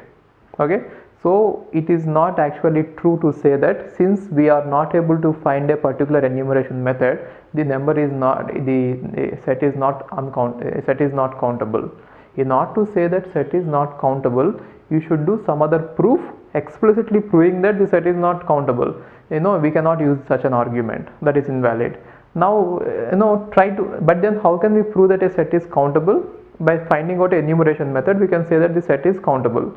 But then without finding an enumeration method, we cannot say that the set is uncountable. For that the proof is different. Okay. Now let's try to see, is there any other way I could enumerate the strings? Therefore, I could enumerate the elements, therefore I could generate a particular element in a fixed number of steps. If I have 2 by 1, if I take this method 2 by 1, 2 by 2, not 2 by 1, let me say, other method is I want to increase the numerator, which means 1 by 1, 2 by 1, 3 by 1, 4 by 1. If I go on like this, again I get infinite number of numbers, isn't it? But all of them are going to have the denominator as 1, and you will never be able to reach the number 1 by 2. Therefore, even this enumeration is also not the valid one which we wanted. Then we want some other meaningful method using which we will be able to generate every particular string in a fixed number of steps. So maybe if you could think for some time, you could come across this, many ideas. I'm going to tell you one of them. You might come across some other ideas, but I'll tell you one of them. So one good idea is, don't go either in the increasing order of numerator or in the increasing order of denominator. What you do is just add numerator plus denominator, and you go in the increasing order of the sum. So if numerator is p, denominator is q, you add p plus q, and now go in the increasing order of p plus q's. For example, here in this case, what is the smallest number? 1 and 1. Therefore, the first sum is 2. So only number possible is 1 by 1. The sum is 2. And the next number possible is, next sum possible is 1 and 2. Therefore 3. So what are the various numbers possible which are having a sum of 3? Adding up numerator and denominator. One is 1 by 2 and other is 2 by 1. So go in the increasing order of sum of p and q, and inside a particular sum go in the increasing order, which means both these numbers are going to have the sum as 3, but then go in the increasing order, which means 1 by 2 is less than 2 by 1. And what is the next number? 4, isn't it? What are the numbers of p by q form which have the sum as 4? 1 and 3, 2 and 2, and then 3 by 1. These are the three numbers possible, isn't it? Next one is 5. So what are the numbers which will have 5? 1 and 4, and you can write it down, so on, right?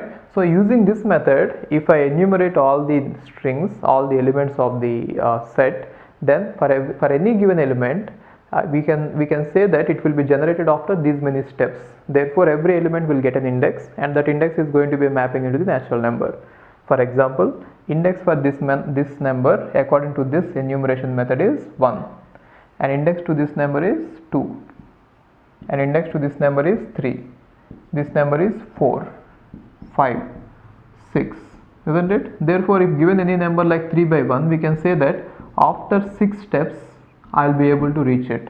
After first step this is generated, second step, third step, fourth step, 5 steps, 6 steps. Therefore every element, we can say that every element could be generated after fixed number of steps, and that finite number of steps is going to be the index for the element. And now that element, that index could be used as the mapping into the natural numbers. Therefore the set of all these numbers, the set of all these numbers of form p by q are having one-to-one mapping with the natural numbers. If you see that this is nothing but the one-to-one mapping with the natural numbers, right? Therefore we can say that the set of all numbers of form p by q are countable. Remember this. Now let's see set of all strings generated by any alphabet. Let us say alphabet sigma equal to a comma b. This is the alphabet given, and what can you say about this set containing all the strings which are possible over sigma, which means sigma star. The set which contains all the symbols possible over a comma b is sigma star. And what are all the elements present in this? Epsilon, a, b, aa, ab, ba, bb, so on, isn't it? They are all the strings, and definitely it is infinite. Now we want to find out whether it is countable infinite or uncountable infinite, and what does that depend on? Whether you will be able to come up with a enumeration method. Now let's see what method you want to use. So let us say for some time you forget about epsilon, and let us say it is like all the set of all strings are nothing but, every string is nothing but a word, English alphabet word, English language word. Then if you follow the dictionary order, what happens? In dictionary order you could write them in one order, definitely all these strings. Now if you follow the dictionary order, what happens is, maybe the first element will be a, and the next element will be aa, next element will be aaa, and all these a's will be like this forever. The problem with this enumeration is, with this type of ordering is, if you follow this type of ordering, you will never come across the word starting with b or simply b. B can never be generated in finite number of steps. Therefore this method, this ordering fails. Therefore we want some other clever ordering using which we will be able to generate every string even if it is starting with b. So some other enumeration order which you could use is, maybe you could pause the video and you could think for some time. So what you could use is, you could go in the increasing order of lengths, which means you could generate all these strings of length 0. Therefore epsilon will be generated. Next you could generate all the strings of length 2. So what are all the strings of length 2?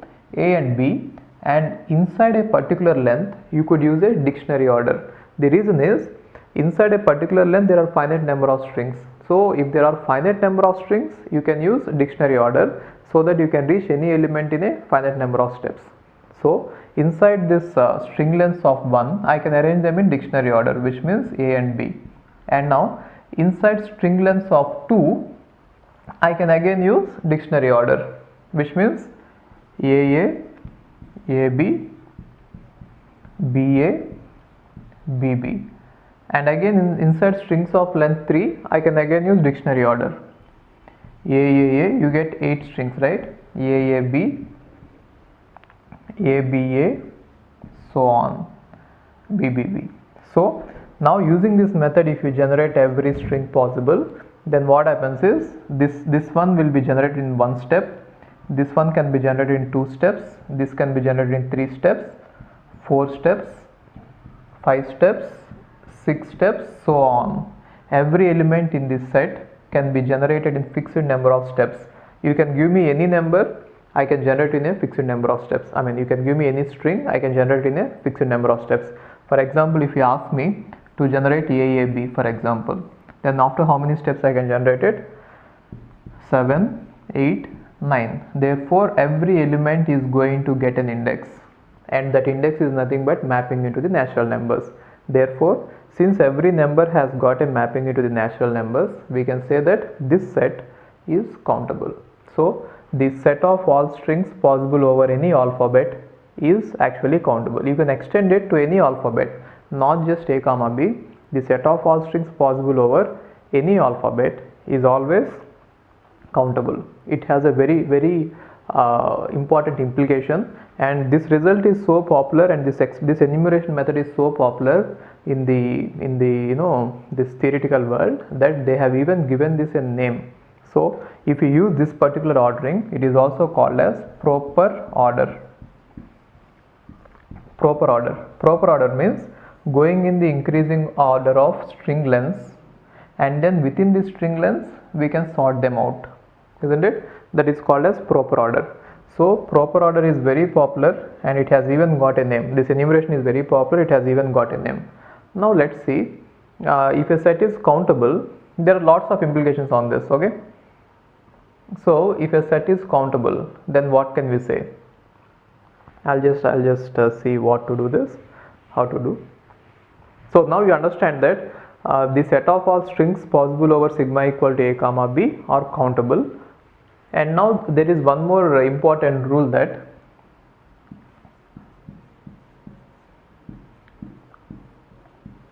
every subset of countable set is either finite or countable. It is very interesting, which means if a set is already known to be countable, if you take a subset of it, then that is also countable. This particular property has very important implications. I'll just discuss them shortly, but then just understand how it is right. Now I am saying that a set is countable. A set is countable means this particular set S is countable, then this set is having one-to-one correspondence between all the elements and the set of all natural numbers. This is what I mean to say. Already this set is having one-to-one correspondence with the set of all elements in the set of natural numbers. And now if I take a subset of it, subset means I'm taking some subset small s, then subset means only some of the elements will be here. Now already these elements are present in this set, therefore there will be one-to-one mapping between this particular element and the particular element that is already present in this. For example, if in this set S, I am going to choose a number or I am going to choose an element from this set capital S and place it here, I will just put a one-to-one correspondence between those two numbers. Now for every element already there is an image here. Image is nothing but itself. Try to understand it. Already a set is said to be countable, therefore it is having one-to-one correspondence with the set of all natural numbers. For every element in this set, there is one natural number in this set, which is set of natural numbers. That is what the meaning of countability is. So now what is that I am trying to do is, I'll just find out, or I'll just take a subset of elements of this set. Then what happens is, I am getting some elements in this set, and for every element, how did I get this element? Because that element is already present in this set, isn't it? Therefore I'll put a one-to-one mapping between the element chosen and its image there. Image means the same element. Then what happens is, already I have one-to-one mapping from the subset to the set, and already there is a one-to-one mapping from the set to the natural numbers. Therefore by composition, that is called composition, we shall discuss it in functions. By composition rule, this set is also countable. Therefore every subset of a countable set is countable in case if it is infinite. In case if it is finite, it is simply finite, but then we are not interested in this. We are not interested. So every subset of a countable set is either finite or countable. So this point is very important. Okay, now we already found out that sigma star over any sigma is countable, which means set of all possible strings is countable, and now a language is nothing but subset of this. Every language till now we have seen is nothing but a subset of sigma star, which means either you take a power n, b power n, or a power n, b power n, c power n, or whatever it is. Every language is a subset of this set, and this set is already known to be countable. Therefore every language is countable. Understand it? Every language is countable. I am not talking about number of languages. Given a language, that is definitely countable, which means all these strings in a language can be put in one-to-one correspondence with the natural numbers. Okay, so every language is going to be a countable language, or it is going to be finite language. Okay, write it somewhere. Now look at this question. Let us say sigma equal to 0 comma 1, which means alphabet is only zeros and ones, and now sigma star, the set of all strings possible over sigma is sigma star, which is epsilon 0 1 0 0 0 1 1 0 1 1, so on, right? And now this set is also nothing but this set. Sigma star is also countable. The reason is already we have seen that if sigma equal to a comma b, sigma star is countable. Just you replace 0 with a and b 1 with b, then we get the same language, and we can use the proper ordering and we can prove that it is countable. And now we know that this sigma star is countable, and we already know that every Turing machine can be encoded as a string of zeros and ones. You please refer to that topic where I did it. I think in the topic of universal, when I was talking about universal Turing machine, I told you how to convert a Turing machine into a string of zeros and ones.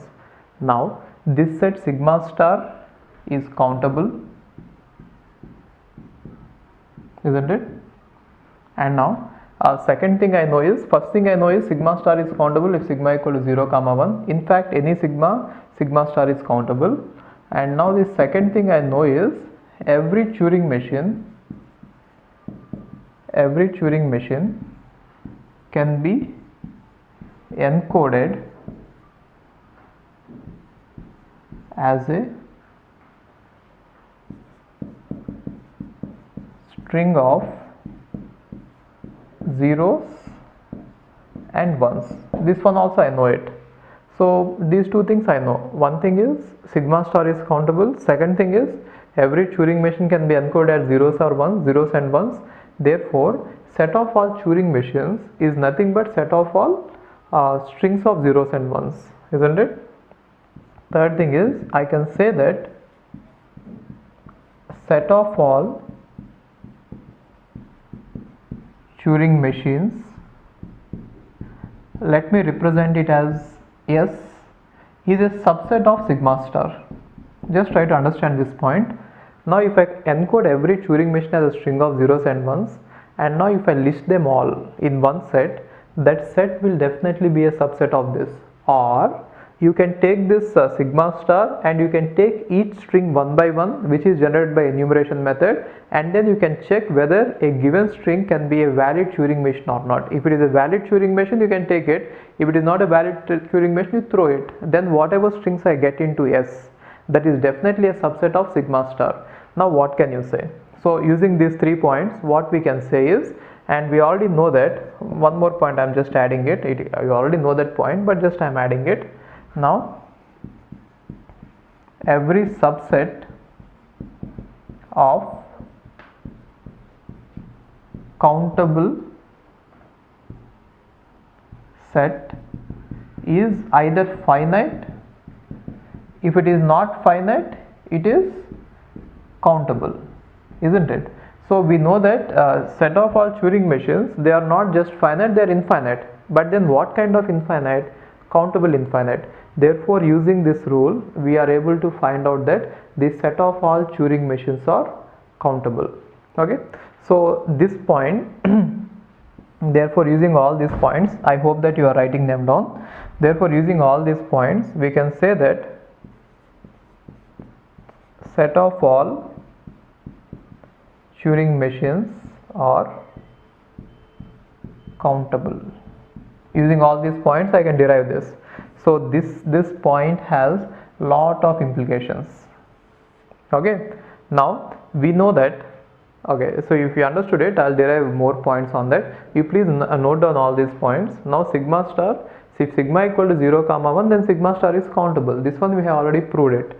And next one is every Turing machine can be encoded as a string of zeros and ones. We did it when I discussed about the universal Turing machine. And next one is set of all Turing machines is a subset of sigma star. Why? Because if you write down all these strings of zeros and ones, they are nothing but they belong to the sigma star only. Therefore there is subset, and we already know that every subset of countable set is finite or countable. This one also we have already seen.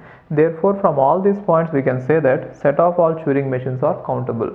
Now this particular point is going to have lots of implications. Now we shall see what those implications are. Okay. Now knowing that set of all Turing machines are countable is going to lead us to many implications. Now what are the results we get out of it is, since we already know that, watch it. Now Turing machines are countable. Let me say C is the shortcut to represent that Turing machines are countable. Then what does this imply? Then how many our Turing machines are there? There will be those many recursive enumerable languages. Therefore, since the number of Turing machines are countable, the number of recursive languages are countable, isn't it? Therefore, recursively enumerable languages, not recursive, recursively enumerable languages are countable, isn't it? Now, what does this mean? If recursively enumerable languages themselves are countable, so we can say that a recursive language is a subset of recursive enumerable language. Therefore the number of recursive languages are countable. RL means not regular, it is recursive languages. Recursive languages are countable. Now context free language is a subset of recursive language, isn't it? Sorry, context sensitive language. Therefore context sensitive languages are countable, and push down onto that context free languages are again subset. Therefore context free languages are countable, because every subset of a countable set is countable, and we know that all these languages are like Russian dolls. If you open Russian dolls, you know that if you open a doll, inside that there will be one more doll. If you open that doll, inside that there will be one more doll, isn't it? Like that, inside that language everything is contained. So therefore if the main language is countable, then already the languages which are present inside it as a subset, proper subset, are already countable, isn't it? So context free languages are countable, therefore regular languages are countable. Everything is countable. All the languages, either you say the number of recursively enumerable languages available, they are countable. Everything is countable. And next implication is, if you look at the hierarchy of these Turing machines, these machines, Turing machine is the biggest machine, and all the machines are present inside it. And what we could say about all this is, now see, the better solution will be, instead of talking about the languages directly, the better idea would be the other one. So for every language there is a Turing machine, isn't it? So every recursive language if number of Turing machines are countable, every recursively enumerable language is countable. Okay, the set of all recursively enumerable languages, and direct implications will be like this.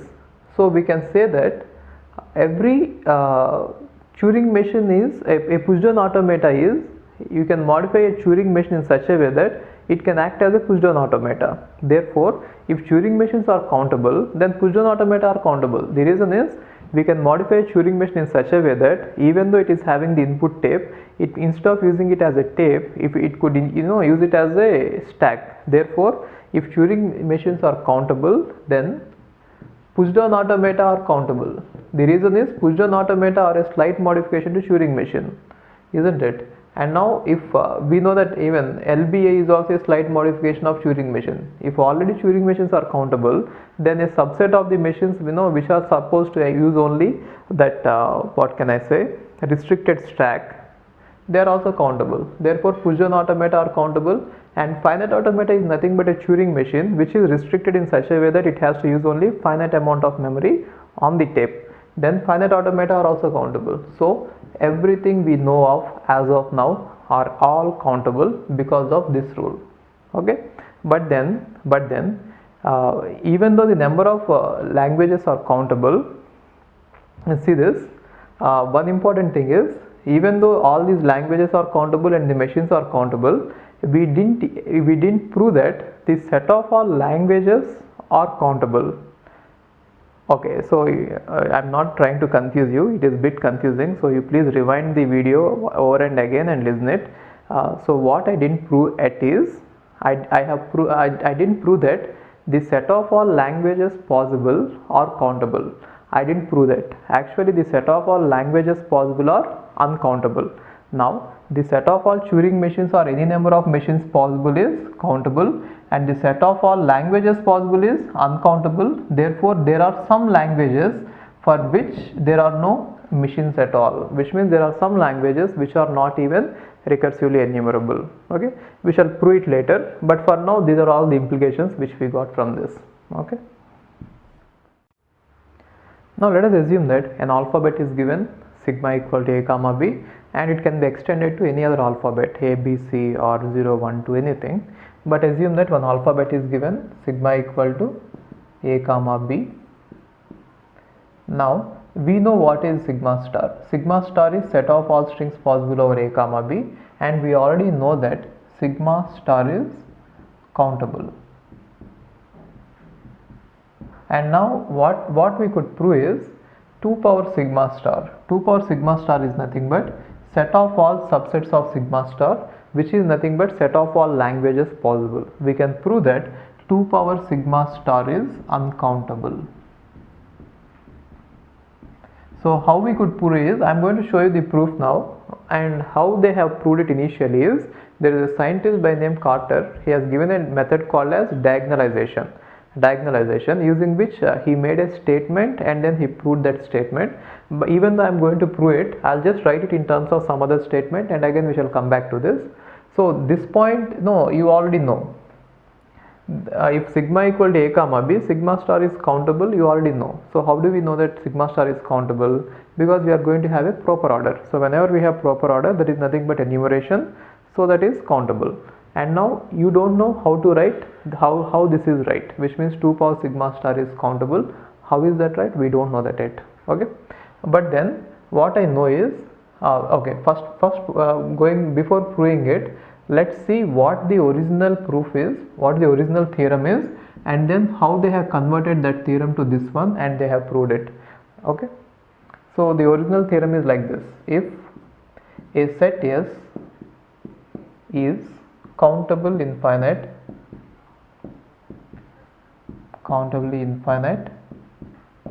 which is nothing but countable, then they say that 2 power s is uncountable. This is what they have proved. So proving this or proving this, both are same, but coming to TOC, it is better that I will take the first statement and prove it, or you can, even if I prove the second statement, it can imply this first statement. The reason is, in place of s I am going to put sigma star. Already we know that sigma star is countable, then 2 power s is uncountable. It follows from the proof. Either you can take first one or second one. I am taking the first one because we are talking about TOC. Okay, so in TOC we are talking about sigma and languages and sigma star, everything. This will be easy for you to understand. That is why I am taking it. Anyway, there will be no difference. There will be not much difference. And before going ahead, you should understand this representation 2 power s. 2 power s is nothing but set of all subsets, which is also called as power set. So I'll just take a small finite example and I'll show you what a power set is, and then we shall go ahead. See this. Now if S equal to a finite set, I'm not talking about this theorem, I'm just explaining what a power set is. If S equal to a comma b, then what will be 2 power s? Set of all subsets. What is set of all subsets of this? One is empty set is a subset of that, and then a singleton set is a subset of that, and then everything a comma b is a subset of that. Therefore set of all subsets is containing 4 elements, all these 4 elements. So that is what the meaning of power set is. So if if S is countable infinite, which means if there are infinite number of elements here, then the set of all subsets is nothing but you are going to take some elements of this and we are going to form the subsets. That is the meaning of it. Okay. So now let's just first discuss about that statement. Anyway, you could take down the two statements. Now whatever I am going to prove is going to be the proof of these two. Okay. So this is just an example. Now I want to prove that if sigma equal to a comma b, which means input alphabet is a comma b, then we already know that sigma star is countable. Now I want to prove that 2 power sigma star is uncountable. So first of all, if sigma equal to a comma b, what will be the elements of sigma star? You know that sigma star will contain epsilon a, which means set of all strings possible, a, b. You can write them in any order, no problem. A, B, BA, so on. Or let me just extend it. A, so on. Okay. These are all the elements of sigma star. Sigma star contains all these elements. Now we can represent any subset of sigma star as one element of 2 power sigma star. So the elements of 2 power sigma star are nothing but subsets of this set. Okay. Now how do I represent a subset of this is, for example, one element of 2 power sigma star is, first of all, you know what 2 power sigma star is, right? It is nothing but set of all subsets of sigma star, which is nothing but set of all languages possible. Okay. Now one language, let us say, is A, B, A. Then how can I represent this language is, I could say if element A is present, then I am going to represent it with a vector. In the under A, I am going to put 1, which means, see, in this set epsilon is not present, therefore it is going to be 0. A is present, therefore it is going to be 1. B is present, therefore it is going to be 1. A is present, therefore it is going to be 1. And no elements are present, therefore all are going to be zeros. So every element of this set 2 power sigma star can be represented as a string of zeros or ones. I mean zeros and ones. So every element is going to be represented like this. Let us say I have an element like this, epsilon and BA, that's it. Then how can I represent it as a string of zeros and ones? Then epsilon is present, A is not present, B is not present, A is not present, AB is not present, BA is present, this is not present, so on. So I can represent every element of 2 power sigma star, which means every language, as a string of zeros or ones. Okay. So what has happened now? Now I am representing every language like this. Now what I do is I assume that 2 power sigma star is countable.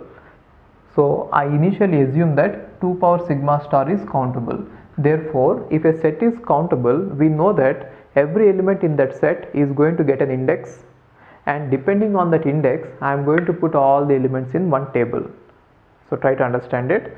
Now I am assuming that the first assumption is 2 power sigma star is countable. If a set is countable, we know that it can be mapped, it can have a one-to-one mapping with natural numbers, which means every element in that set is going to get an index, and using that index I am going to put all the numbers, I am going to put all the elements in one table, and the table is going to look like this.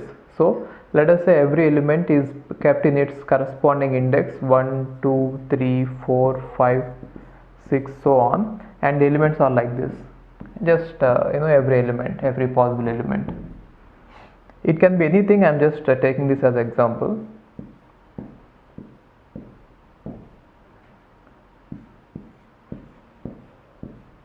Something like this. So now every element of this set are now placed in a order fashion, in an orderly way, using the indices of the elements, because the set is a countable set, because I am assuming that the set is a countable set. So all the elements have been written in the table. So every element should definitely get, if an element belongs to the set 2 power sigma star, that should definitely be present in this table at some point, at some index. So either here or here or here. Okay, that is the assumption. So all the elements have their indices, and according to the indices I have written all the set, all the strings in the table. Now it is going to be infinite length, this way and that way. Anyway, my assumption is I have written all of them. Then what I do is I'll take the diagonal elements.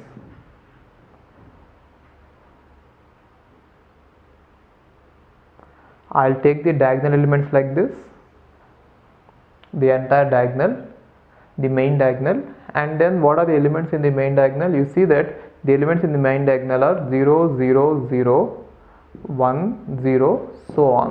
Now what I do is I'll just complement this 1, 1, 1, 0, 1, so on. Now I'll get a new element. This element is not present in the set, definitely. The reason is this element cannot be the first element because it is differing with the first it is differing with the first bit of the first element. This element cannot be the second element because it is differing with the second bit of the second element. This cannot be third element because it is differing at least in one point. It cannot be fourth element because it is differing at least in one point. Therefore, whatever we got, the newly got string that is not present already in the table, therefore our assumption that the original language is, or the original set is countable, is wrong. Okay, so what can we say? 2 power sigma star is uncountable. Actually the proof is very simple. Maybe it will be difficult for you to understand in one go. You please rewind this video and again watch it. Anyway, I'll just give you the summary like this. See, I'm saying that sigma star is set of all strings. So I'm going to write the sigma star entirely here, and every element, every language is nothing but a subset of this. Therefore, every language can be written like this. Every language can be written like that. Language can contain a string, or it may not contain a string. If it doesn't contain a string, I am going to put a 0. If it contains a string, I am going to put a 1.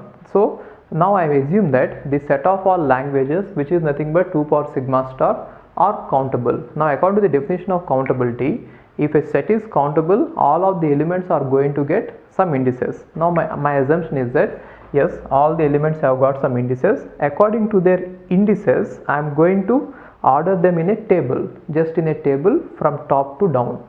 Then if I do this, every element which is present, every language which is present in 2 power sigma star should occur at some point at some index, isn't it? So all the languages should be there in the table. That is what is right. Actually that is right. If our assumption is right, what is our assumption? That it is countable, right?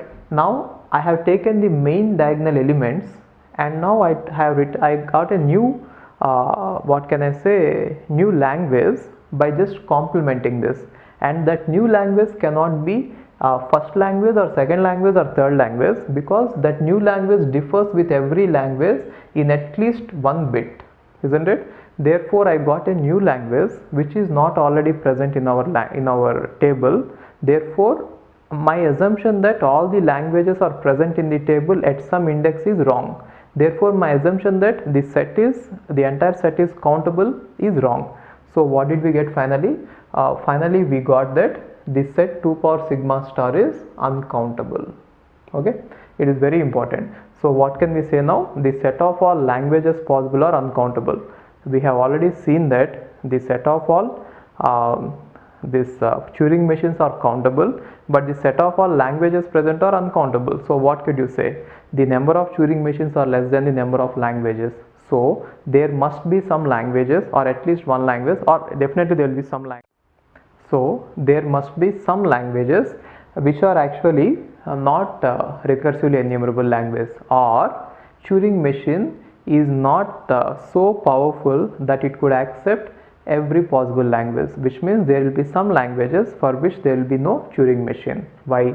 Because every Turing machine can define only one language, and now we have more languages compared to the Turing machines. Okay, so maybe if you didn't understand it, you could write all the points one by one. First point is, I am assuming that 2 power sigma star is uncountable. Therefore, every element of 2 power sigma star can be placed in the table, and every element will be placed exactly at some index, isn't it?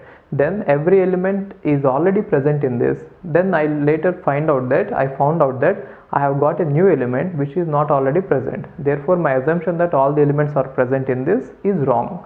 So my initial assumption that it is countable is wrong. Therefore, it is uncountable. So what is the implication we got?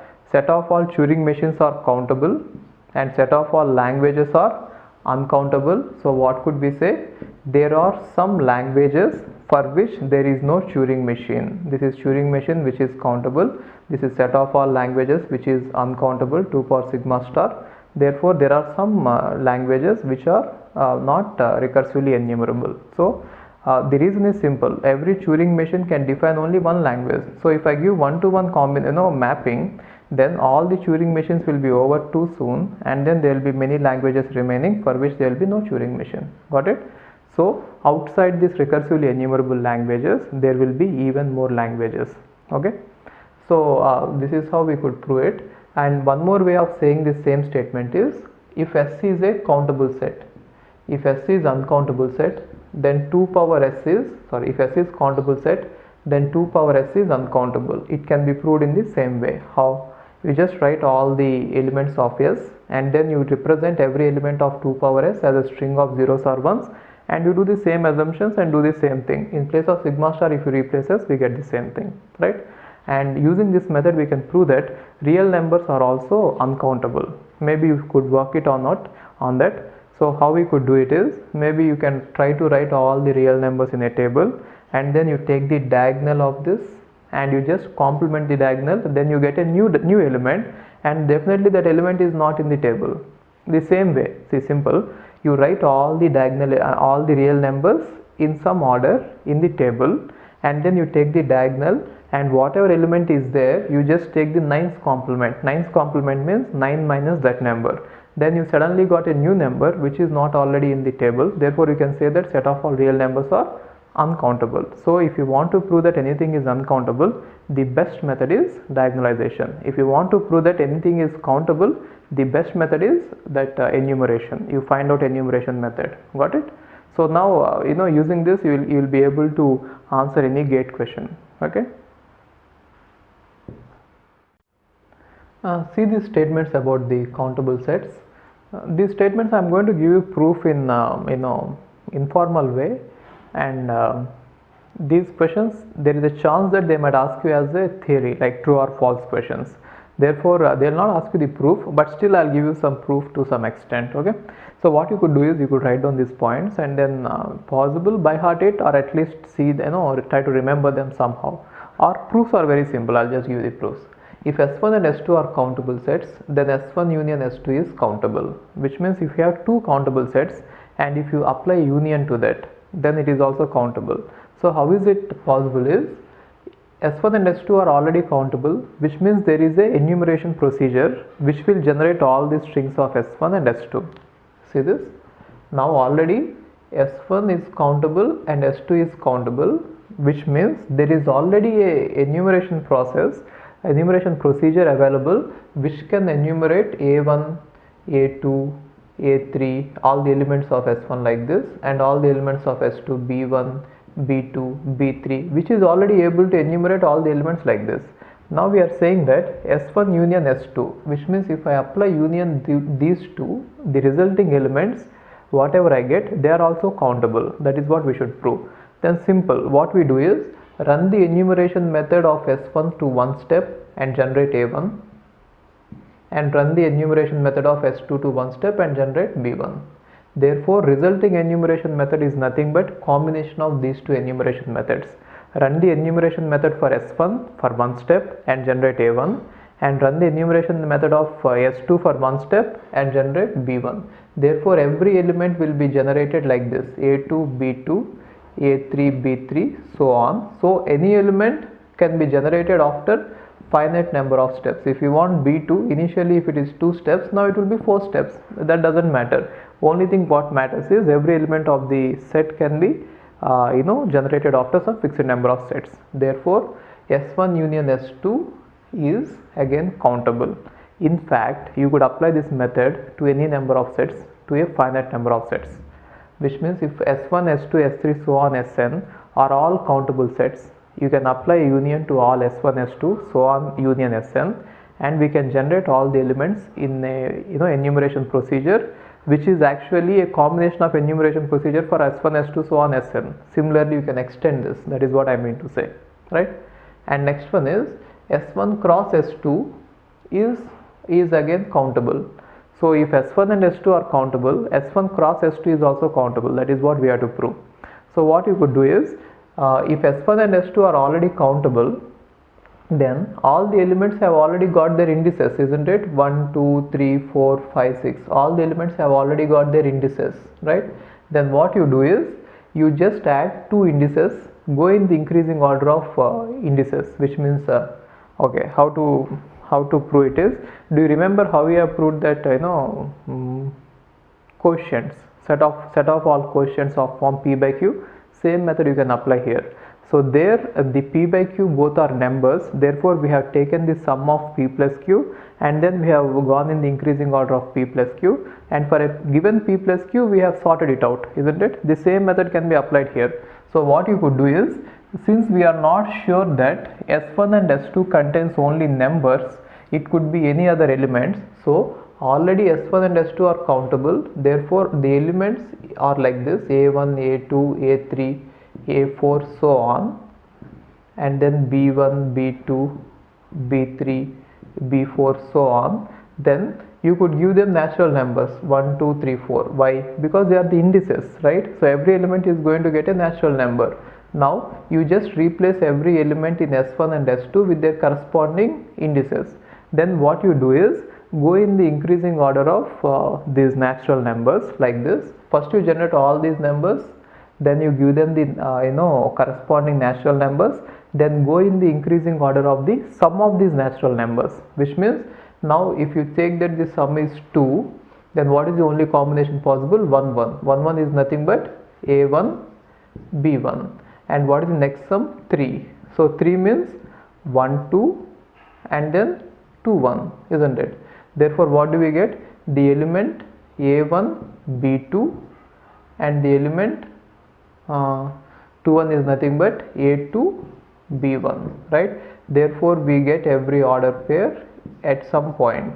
And next the sum is 4. 4 means 1 3 2 2 3 1, isn't it? So you can go on like this, and 1 3 is nothing but A1 B3 and 2 2 is nothing but A2 B2 and 3 1 is nothing but A3 B1. So like this you can generate all the elements in some order. So even if you don't remember the proof, just remember that if two sets are countable, then their cross product is countable. If two sets are countable, then their union is countable, and the union can be extended to any number of finite sets, as well as cross product can be extended to any number of finite sets. See this? That is what they are saying. It can be extended to any number of countable sets. Cross product, the previous one, it can be extended to S1, S2, S3, so on, anything. How? The same method can be used, isn't it? So the starting point is, since they are countable, they already have enumeration method, therefore I am using that enumeration method to be used as the enumeration method for the resulting set. Got it? And now the set of all languages that are not recursively enumerable is uncountable. It is somewhat interesting question.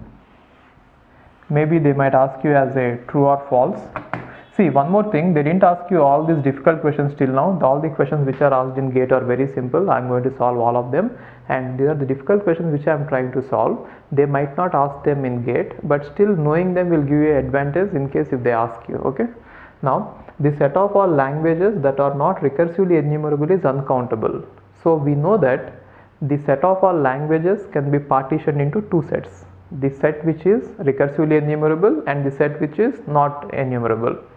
We know that set of all languages is nothing but 2 power sigma star, isn't it? Now this 2 power sigma star can be partitioned into two sets. It is set of all languages. One set is countable. Why? Because it is recursively enumerable. These are all set of languages which are recursively enumerable. Since Turing machines are countable, this set is countable. So the set of all recursively enumerable languages is countable. Now we don't know about the other set. This is the set which is containing languages which are not recursively enumerable. We don't know anything about it. Just assume that this is countable. If we assume that this is countable, then the entire set is a union of two countable sets. Therefore it has to become countable, but then we already know that 2 power sigma star is not countable, therefore this is not countable. Okay, I don't know if you understood it or not. See, again let me explain you. What I mean to say is, the set of all languages is nothing but 2 power sigma star, set of all subsets of sigma star, that is set of all languages. Now out of these languages, some languages are already recursively enumerable. How? If there is a Turing machine for a language, then that language is recursively enumerable, and we already know that the number of Turing machines are countable. Therefore, number of languages in the total languages which are recursively enumerable are countable, and that will be equal to the number of Turing machines. Therefore, one part of this set which is recursively enumerable, which contains set of all languages, which means in this side all these languages are recursively enumerable, are already countable. Okay. Now the remaining set we don't know about it. So I am just assuming that the remaining set might be the set which is nothing but the set of all languages which are not recursively enumerable is, I'm just assuming that is countable. Then what happens to the resulting set? The resulting set is a union of two countable sets. Therefore, that should be countable. How? By using this rule. The union of two countable sets is again countable, isn't it? If that is true, then our initial proof that 2 power sigma star is uncountable is a failure. But then that is true, isn't it? Therefore, our assumption that it is countable is false. So the set of all languages which are not recursively enumerable must be uncountable, which means there are infinite number of languages which cannot be accepted by Turing machine, and that infinity is uncountable infinity, very large. Got it? Okay. Let's talk about computability and decidability. Actually, both computability and decidability are same. In the sense, both of them talk about whether there exists an algorithm or not. Okay, before going ahead, let me explain you what an algorithm is, and let me show you what the difference between Turing machine and algorithm. Okay, so algorithm is nothing but a Turing machine, but this Turing machine is supposed to halt. So if for a problem there is an algorithm, it is as good as saying that for that problem there is a Turing machine which is always going to halt. But then if you have a Turing machine, it is not actually an algorithm. The reason is algorithm is supposed to halt after finite number of steps or after some number of steps. But then Turing machine is never going to halt. Therefore, only halting Turing machines are considered as algorithms. Okay, and now you already know that Turing machines are countable. So I am just extending this concept. You already know that Turing machines are countable, isn't it? And therefore, halting Turing machines are a subset of Turing machines, and I already told you that every subset of a countable set is already countable. Therefore, halting Turing machines should also be countable. So, halting Turing machine is nothing but an algorithm. So, what did we find out now? Even the algorithms are also countable. But then we found out that the number of languages are uncountable. Every problem can be compared to a language. Okay, so now the number of problems are uncountable and number of algorithms are countable. Therefore, what could we derive? That there are some problems for which an algorithm might not exist. Okay, so let's talk about what is the exact meaning of computability and what is the exact meaning of decidability. I hope that you understood what an algorithm and Turing machine is. From now on, I am going to use wherever in order to say that there is an algorithm, I can even say that there is a Turing machine which halts, or in place of Turing machine which halts, you can put an algorithm. Okay, now let's see what is the difference between countability and decidability. Actually, both the concepts are very identical, or sometimes both of them are used in place of each other with a minor difference. Okay, whenever we talk about a function, so whenever we talk about a function, like let us say f of n equal to n square plus 1. So what is the meaning of it is, if you give it some n, it is going to compute this value. So given an input, if it is going to compute some output, then that is called a function. Now if there is a algorithm to compute a function, then such a function is called computable. Okay, so if there exists an algorithm or what is algorithm? Turing machine which halts, isn't it? If there exists an algorithm or a Turing machine which halts, which takes this input and then produces this output. In terms of Turing machine, how can I write it is, if there exists a Turing machine to which if the input is given on its tape, if input is given on its tape, then again it is going to produce the output on the same tape, and then it is going to halt for every input given is called a then that function is called computable. Okay, so what is the definition of computability is, if there is a function which is defined on a domain. So what is the domain for this? F of n, let us say the domain is set of all numbers, set of all integers. Then what about the range? Range is nothing but set of all a subset of positive integers. Okay, so given a function and a domain, domain means from which set are you going to pick up the input. Given a function and the domain, if there is a Turing machine which will produce the output on the tape, given that input on the tape, it should produce the output on the tape, and it should definitely halt for every input chosen from the domain. Okay, domain is very important.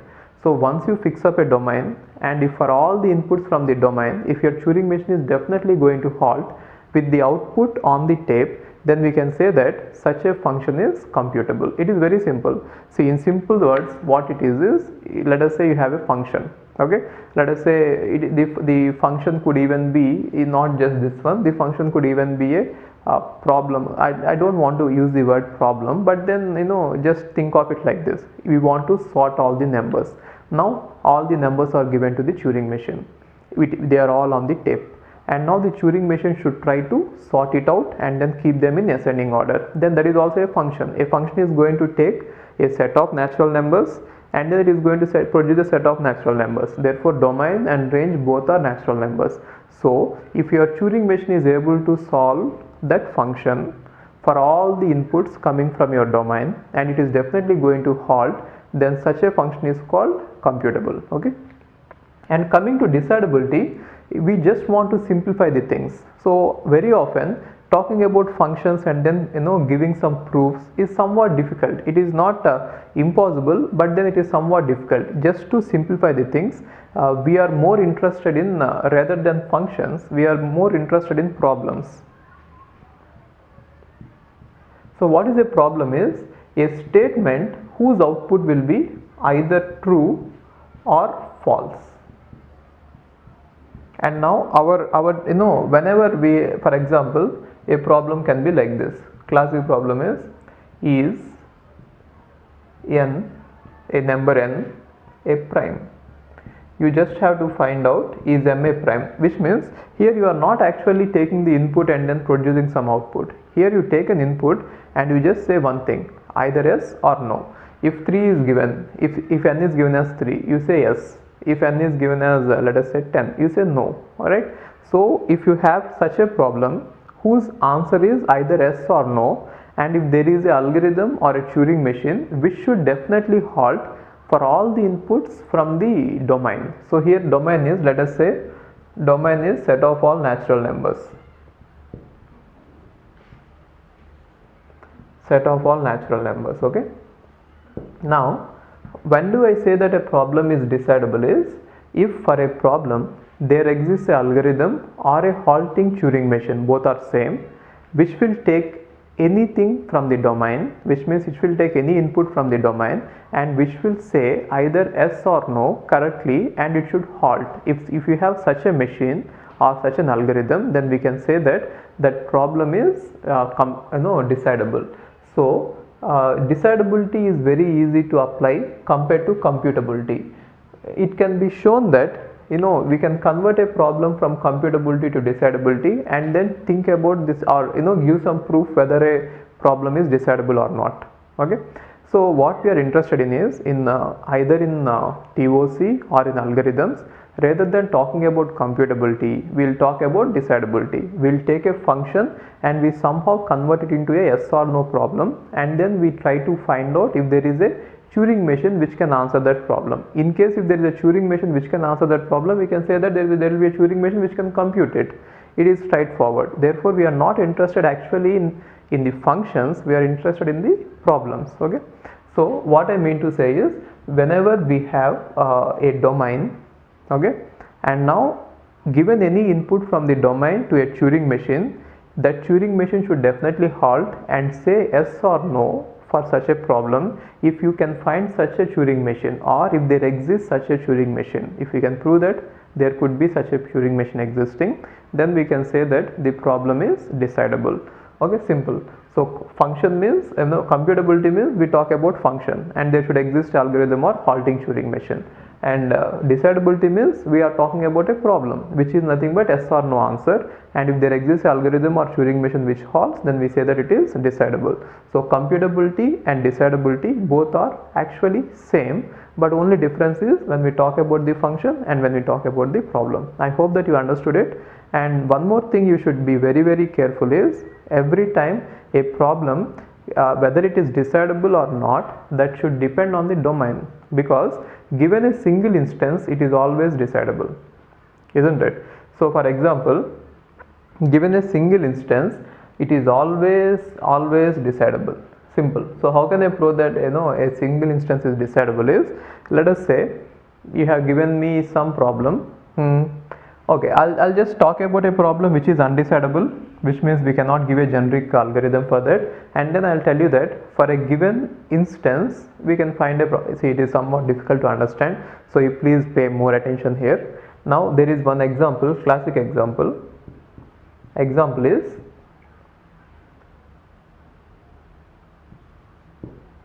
a given grammar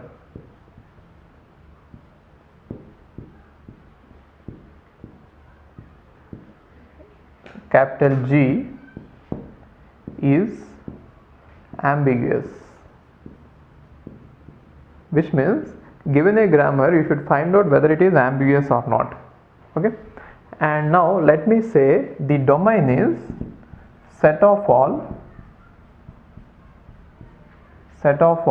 context free grammars.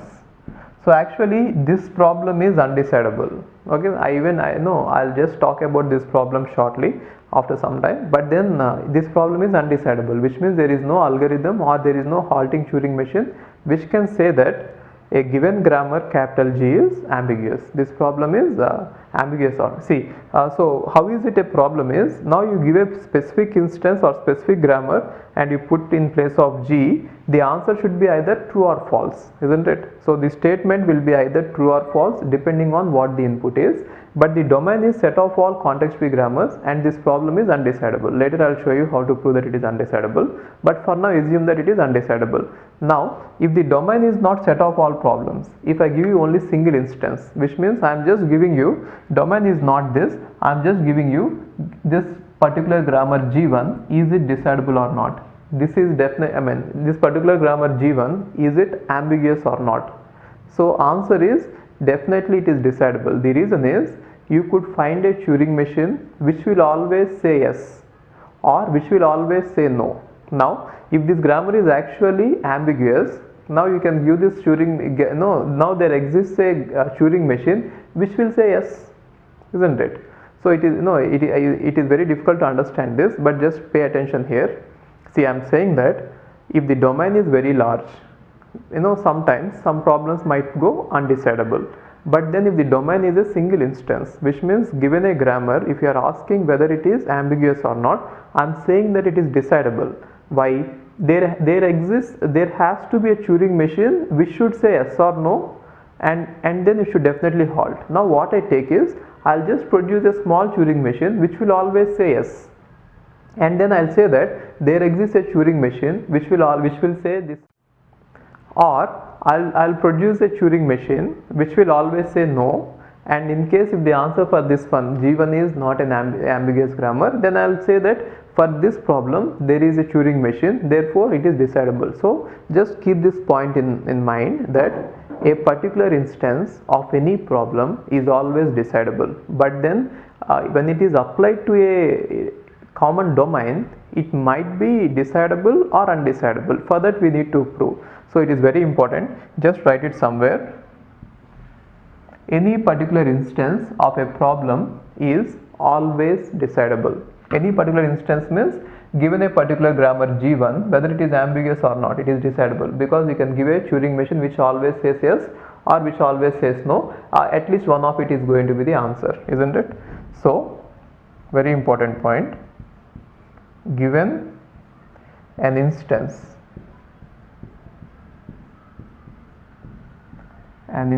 of a problem,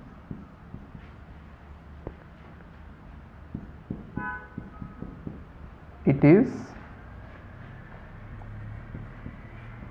always decidable. Why? Because there always exists a Turing machine. What is a Turing machine? Take a Turing machine which always says yes, or take a Turing machine which always says no, whatever the input is. Now at least one of that Turing machine is going to be the Turing machine for this instance, isn't it? That is how we can prove it. But then given over a range, then that depends, right? So now in TOC, our main concern is will be given many problems, and now we should be able to say whether that problem is decidable or not. So in order to do this, we use a trick, we use an indirect method.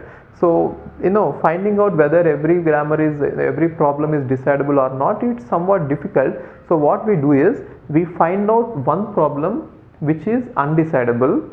Okay, let me just show you this in terms of writing. Hope that you have taken everything, and whatever I speak, you please note them down also. You keep pausing the video and writing it. Okay, these are all very important.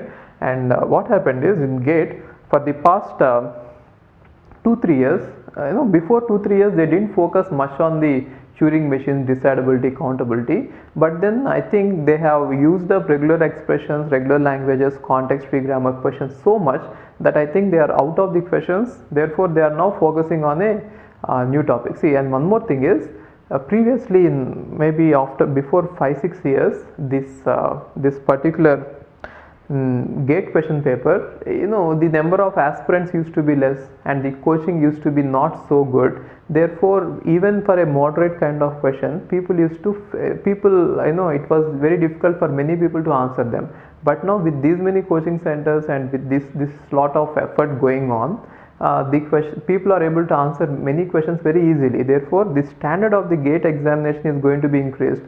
So if they have to ask a difficult question in TOC, the only topics which will be suitable will be Turing machines, or decidability, undecidability, countability. So these are very, very important. Even in algorithms also we have the same concepts. So I feel that in GATE 2015 they are going to definitely touch more questions from PNP, decidability, undecidability, and then Turing machines. So I'll be discussing about Turing machines in depth, so that even if they ask you a very difficult question, you will be able to answer it. Okay. So what I would like to tell you is, whatever I speak, even every single word, you please pause the video and keep noting them down. It is very difficult for me to write everything on the board.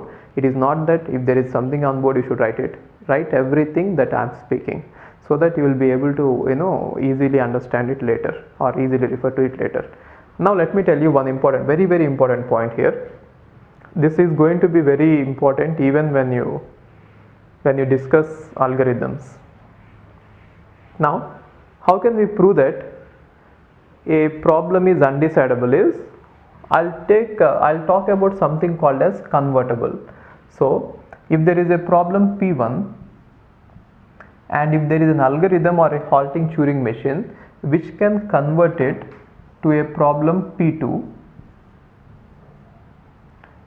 which means there is algorithm, okay, and now if there is an algorithm to solve problem P2, which means there is an algorithm, this P2 is decidable. See, now there is a problem P1, I am able to convert it to problem P2, and now problem P2 there is algorithm. Then I can say that for problem P1 there is an algorithm. Therefore, if P2 is decidable, then P1 is decidable. How? First you convert the problem P1 to P2 and then you solve P2. Therefore, since we are able to solve P2, it is nothing but the answer for P2. Now the conversion should work in such a way that the answer to P2 should also be an answer to P1.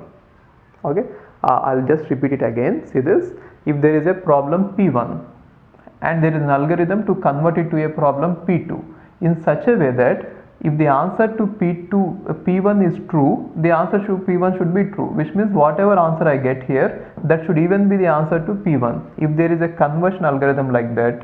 And now there is an algorithm to solve P2. It is as good as saying that we got an algorithm to solve P1. Then what is the algorithm?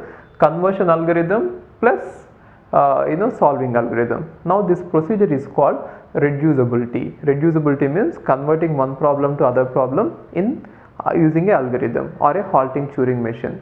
Now if you find out that this problem is decidable, then definitely this problem is decidable. Okay, so I'm just writing it. See this: if P2 is decidable,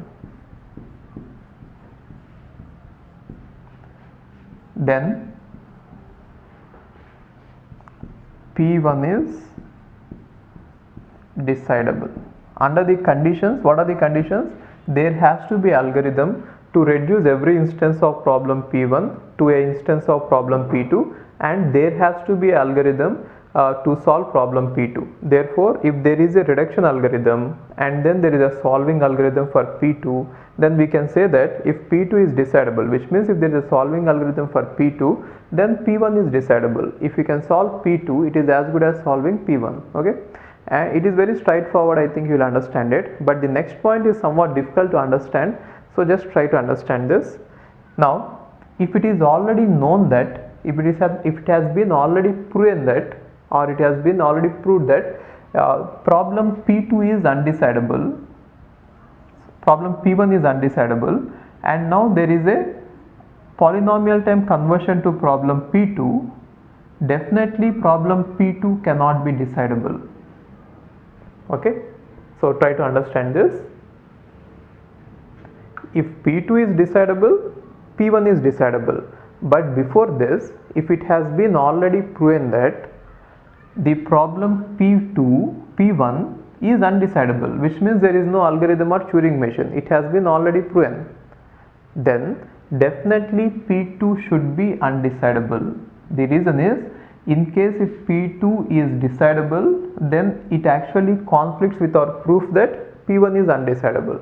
Okay, these 2 points are very, very important. Okay, so if there is a polynomial time conversion from, or not polynomial time conversion, we shall talk about the time later. If there is an algorithm or a halting Turing machine which can convert every instance of problem P1 to some instance of problem P2 in such a way that answer to problem P2 is also an answer to problem P1, and if there is an algorithm or halting Turing machine which can solve P2, then we can say that P1 is decidable, which means if there is a reduction algorithm from P1 to P2, and if P2 is decidable, then P1 is decidable. This is straightforward, isn't it? Now the second point is very important. If P1 is already proven to be undecidable, it is already proven to be undecidable, then definitely P2 must be undecidable. Why? The reason is, if P2 is decidable, then it turns out that P1 is decidable, which actually conflicts with our already existing proof that P1 is undecidable. Therefore, P2 should definitely be undecidable. So how do we now from now on, how can we prove that a problem is undecidable? Is, see, this particular point is given wrong in every possible book, in every possible local addition book you take it, in every possible gate question they solved it, this point is completely given wrong. Okay, if you want to learn about it, please read these standard books like Ullmann, there they have given it right, but then don't read them, you will not be able to understand this. Just follow my lectures, I am going to cover everything possible. Okay, now what I am trying to say is, in order to prove that a given problem is undecidable, so what you should do is, try to find out first a Turing machine. If it is not possible, you cannot say that if you fail to find a Turing machine which halts, or if you fail to find an algorithm, you cannot directly say that it is undecidable. There should be a rigid proof. Now For that reason, already there is a one small problem or one basic problem which has already been proved to be undecidable. That problem is halting Turing machine. That is also called as halting problem. I'll discuss about it shortly. Now there is already a basic point or basic problem which everyone knows that it is undecidable. Okay, that is nothing but halting problem. Now you take this halting problem and then you give it to you convert it to any problem, any given problem at hand, then we can say that it is undecidable. And now you take this problem and you convert it to any other problem, then you can say that it is undecidable. So that is how undecidability is decided. Okay, I mean undecidability is found out. So given any problem, first you start with the halting problem, convert it to some other problem, convert it to some other problem. Whatever you get on the way, all these problems are undecidable. Okay, so the starting point for the theory of undecidability is halting problem. Now I will show you what the halting problem is. We shall discuss about it and then we shall see how to prove that various other problems are undecidable based on this one. Okay.